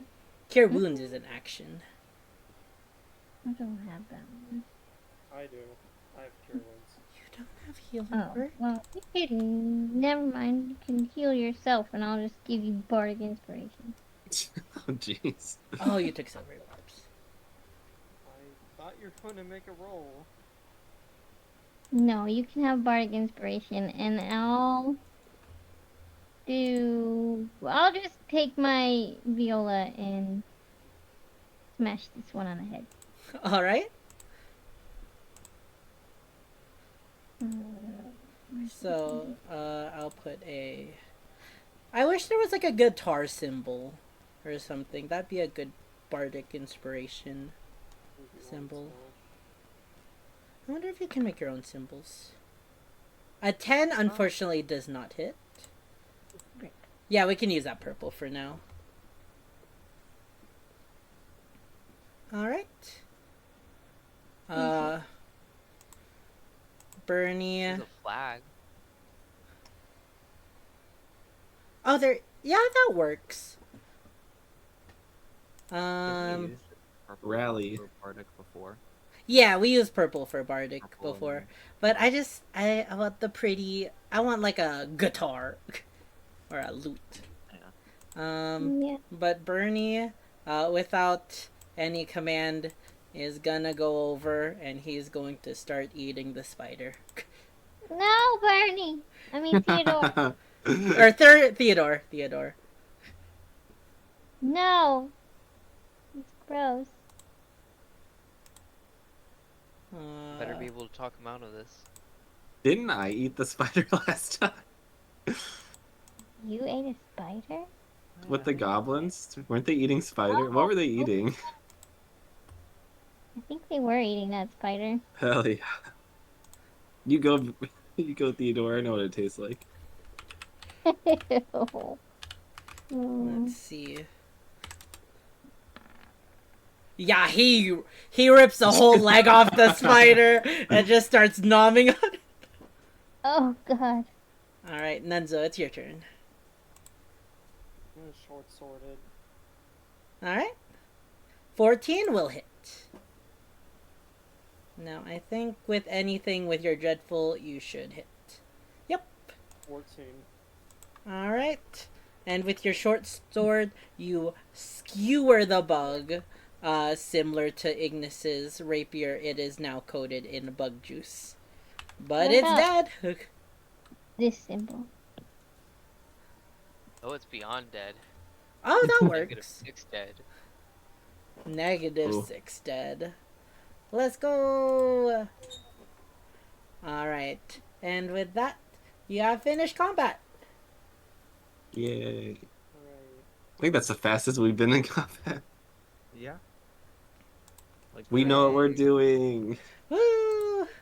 We planned ahead this time. We only made like Um, 3 mistakes. With the path ahead, you can continue your trek through the forest. Uh, did you guys want to do anything here beforehand? Mhm. Clean up the dead bodies. I don't want them Yeah, lying yeah. around here. Oh, I'm okay. not gonna waste a spell slot, but I'm gonna eat the candy cane of healing. Well, All right. I was saying, can we use an hour just to take a short rest? You can if you like. It's I up will to the say, group. it is midday, and you do recall that, um, Thinefoot said that you would have to wait till night. So you can assume that you could also, We can wait when we make get a there. camp there. Yeah. Or you could take was an gonna say, hour I do. and something, may or may not happen. The spider is Your still choice. around. Yeah, spider It's still. Oh, fine. that is true. The cave. I Yeah, have let's, the let's, game. just, let's just continue on and take a No, moment. leave Or the a dead short spider as a warning. Just mutilated. All right. Short But rest. you cleaned up the hornets, Ignis. Yeah, All right. kind of just And then like so volunteering. we'll short rest when we get there. That way we're not resting in front of the cave. Okay, Ignis. I need to know. I need to Oh, know if sorry. I broke the candy cane or not. I mean, No, you a can short eat it rest. You now. can It's save it. instant. Oh, yeah, that is true as well. But Ignis, as you are cleaning up the bodies, I will say that you in particular, while cleaning up the bodies, walk over to the fallen comb, and you can see something within. Roll me a survival check, please. There's survival.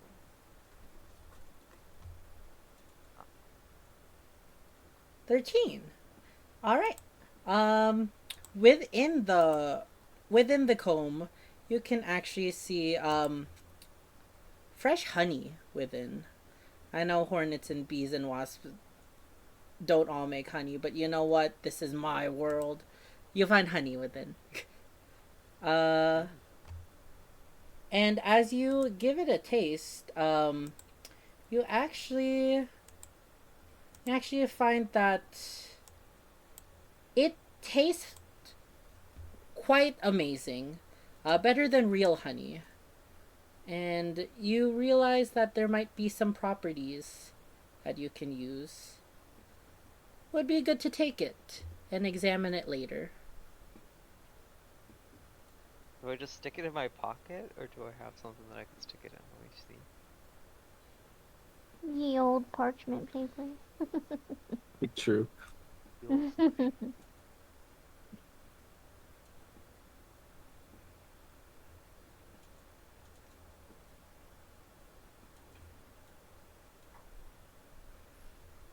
Did you have anything? I mean, you could just take the broken comb. Broken comb That's of true. delicious take the honey. broken Alright, in your inventory you can put one broken comb of delicious honey. Oh. Alright. Anything else you guys want to do? Mm-mm. Fennel, Theodore is still in the midst of tearing up the giant spider. What do you not feed him? I mean, she just manifested him like 10 minutes ago. I guess not. No, I'll kind of like clap my hands and be like, Theodore, we're leaving. Come on. He raises his hand like leg in between his mouth, like it swings as he moves his neck over. I think that's enough. Is he He'll wagging his little stub of a tail? Yes, he is. He'll spit it out and then will follow you. You can also ride him. He is a large creature. Alright, I'll scoop Charlie up and hop on Theodore. Oh my gosh, it's a totem pole. Alright. Ask Charlie if he's okay. Tell him he was so brave.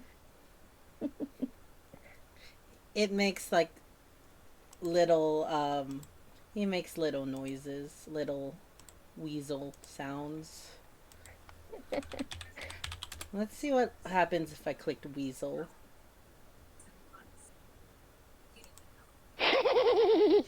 Oh, I hate that. No, no, he doesn't make that. Oh, That was the worst noise to ever enter my ears. I I'm don't not. think I heard it. You want to hear it?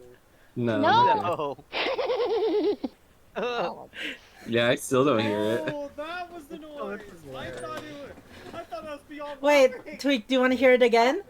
Just see? No. Sure, go for it. Yeah, I'm not hearing anything. That laugh. It's a Wait. laugh. Wait, Tweak, do you have Larry turned down? No, he's at 75. Oh. That's A weird. little laugh. No, You I didn't should- hear anything. Wait. Do another noise coming from Larry. Okay. And what you've got here is a den of locked. I heard something about what you've got here and then a laugh. Okay, I Oh, was yeah, scared wow, for yeah. what she was gonna say. Oh. But alrighty. Malphus, would you roll me? Actually, no, you don't have to.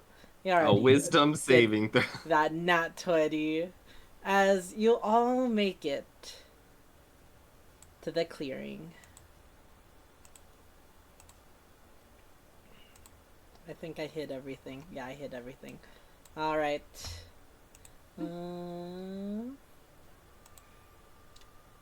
Eventually, after your time of traveling, you arrive in an area of the forest, free from the thickets and mature trees.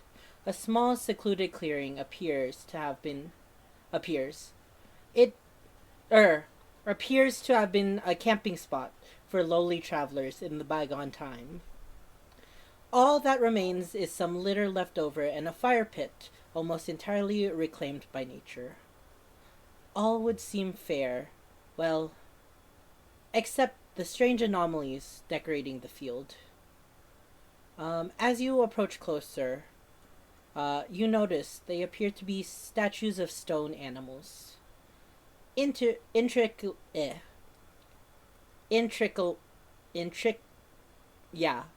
Words. Intrinsically. No. Intricately. Yes, thank you!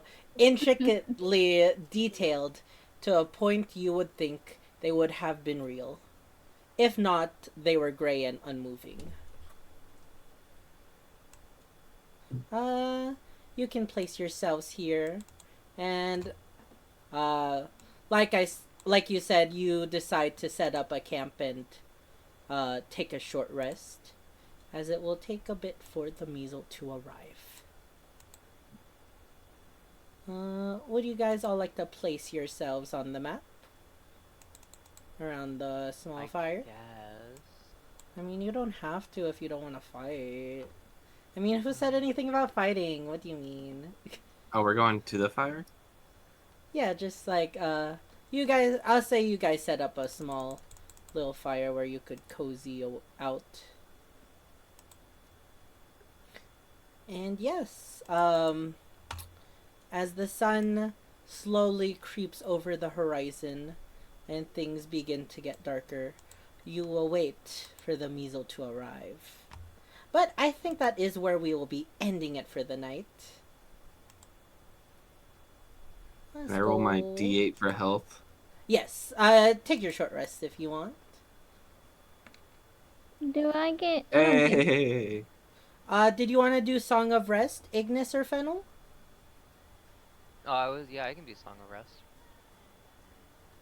Alright. Let me. Yeah, so you pull out your pan flute. Could you click your Song of Rest just so I recall Yeah, what it I'm trying to does? find it. There it is. Oh, can we not? There we go. Nope, you're good. So yeah, anybody healing with that can take an additional d6. Okay. In fact, think in the I'm music, okay. That's me singing in the background. Yeah. I'm doing the ole the days.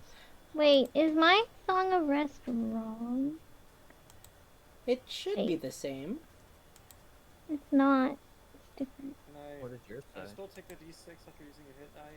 Yeah, Yeah, you have to it's, use at least one hit die to get the additional d6. Oh, you just. That's the 13th level part of it. Oh yeah. That's all. Here, I'll still take it. oh yeah, why is your... Here, I can fix that for you. But yeah. Yep, you got your one. Fennel, are you using a hit dice? Yes. I don't think, Ignis or Vess, you guys need them. Nah. Yeah, I'll use it. How do I know which one to use? It'll just say your. Bards have a d8. It would be, that box right under temporary HP, or hit points next to death saving throws. It shows your total, the amount you currently have, and then what type of die you have. There? 9. Alright. So you can heal 9, and then you can heal an additional d6 if you need. Okay. I think that's all I took was 9 damage. Yeah. Awesome. So you can heal back to full. Okay. I don't get Bardic back, right? Because it's only a short rest. Not at the current level that you're at. Okay. I didn't think that's so. something for future bards. Yeah, when you hit 5th level. So next level. Oh, okay. Not that I need it. There's so much tragedy happening. Shh. But alright. I swear, the synergy between Malphus's rolls and your misery, good show. Listen, I rolled really good tonight, and I rolled really bad tonight. So You rolled really well tonight. Good job. yay! It only took Yay. 20 I got- something sessions. 23. I'm not mad with my rolls. I got very mid-range rolls, but they were not bad. Yeah. Except for And, when I tried to hit that spider. Same. I think my 2 failures were trying to hit the spider on its way out. I know, you rolled like 3 nat 20s. But alrighty. The same spider. And did anybody else want to do anything in particular during this short rest? Oh, Just a little jig. Can I look around to see? Oh wait, what kind of trees are these? Can I tell?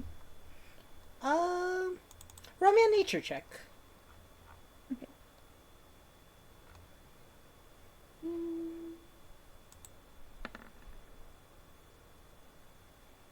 12? That was almost The two. You can see many different kinds of trees. There are firs, there are pines. This one in particular is an oak. Okay. I would like to come over to this tree This is a and rock. Okay, sorry. use my dagger to kind of like see if I can get any resin out of it. I have an Ooh, empty bottle. all right. I can Yeah, put it in. you can attempt to do that. Roll me a survival check. Cheap viewers and followers at streamboo.com. Oh my gosh, should click on that link. Survival. Should. Alright, so Fennel, you try to nick your way into the tree's bark, but unfortunately you're having some difficulty. It will take you some time to reach the resin. I'll say you probably spend like the next couple hours doing that. Wait, can I ask Theodore to help me? Would that work? Can he like slash the tree to help? He could try to knock down the tree. Okay. He is a bear. Bears do Okay. not have much dexterity, but he can try to knock it down. Would that help?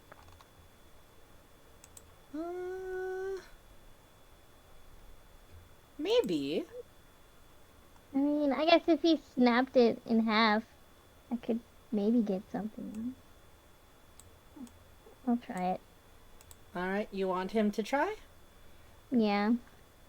All right, he'll roll 1d20 plus.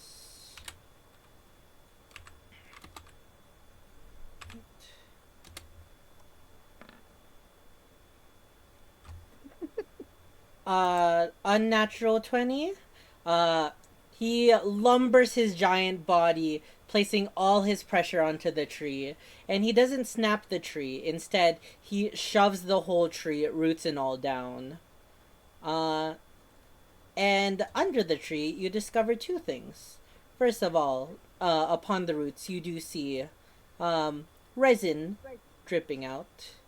But under the tree, you see a whole feast of bugs, which Theodore will happily start gorging on. Okay.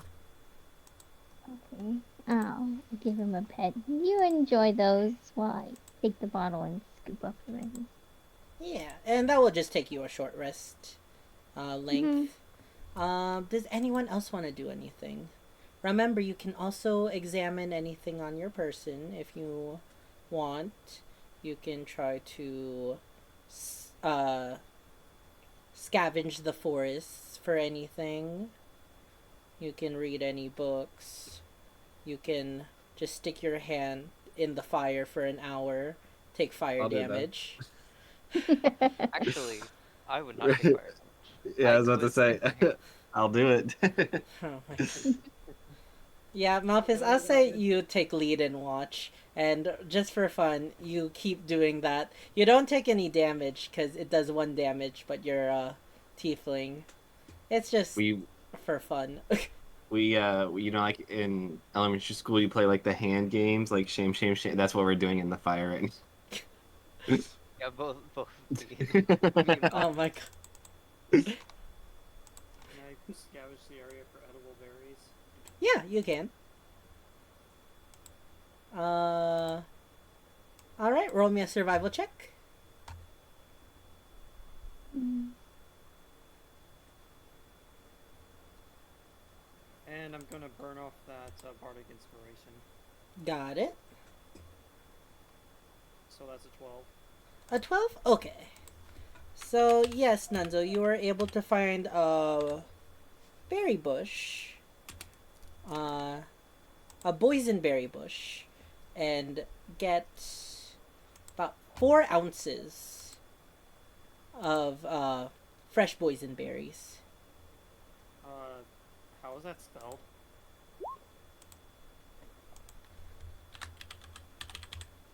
Actually, you know what? We'll change it to lingonberries. Nice. Yeah, like IKEA. I think that's spelled right. Yeah, 4 ounces of lingonberries. I don't know how to type that in the amount, so You can just put 4 if you, yeah, that's what I was gonna do. yeah. Or you could just put lingonberries per ounce and then 4. Probably like a nice snack. Nice ingredient. Vest, did you want to do anything? Or are you just watching these two burn their hands? Want to join? I'm just watching them. I put my hand a bit close, but just pull it away. You put your hand close. You start to see like bubbles forming in your hand, and you just pull back, scared, Yeah, pretty much. like a science fair project. But all right. And as our intrepid adventurers take their short rest and await for the measle to arrive, I think that will be where we're calling it for the night. Yay. I would do the second combat encounter, but it's getting late. It's like No, I get that. it's an hour past what Tweak said. I'm sorry. I'm a little eepy. Alrighty. But yeah, thank you guys so much for joining for another amazing session. Larry is dying one last time before we end. Larry, don't. No, Larry. Not before our song. Don't worry, we'll do the song after. But alrighty, y'all. Thank you so much once again for joining another amazing session. I hope you had fun.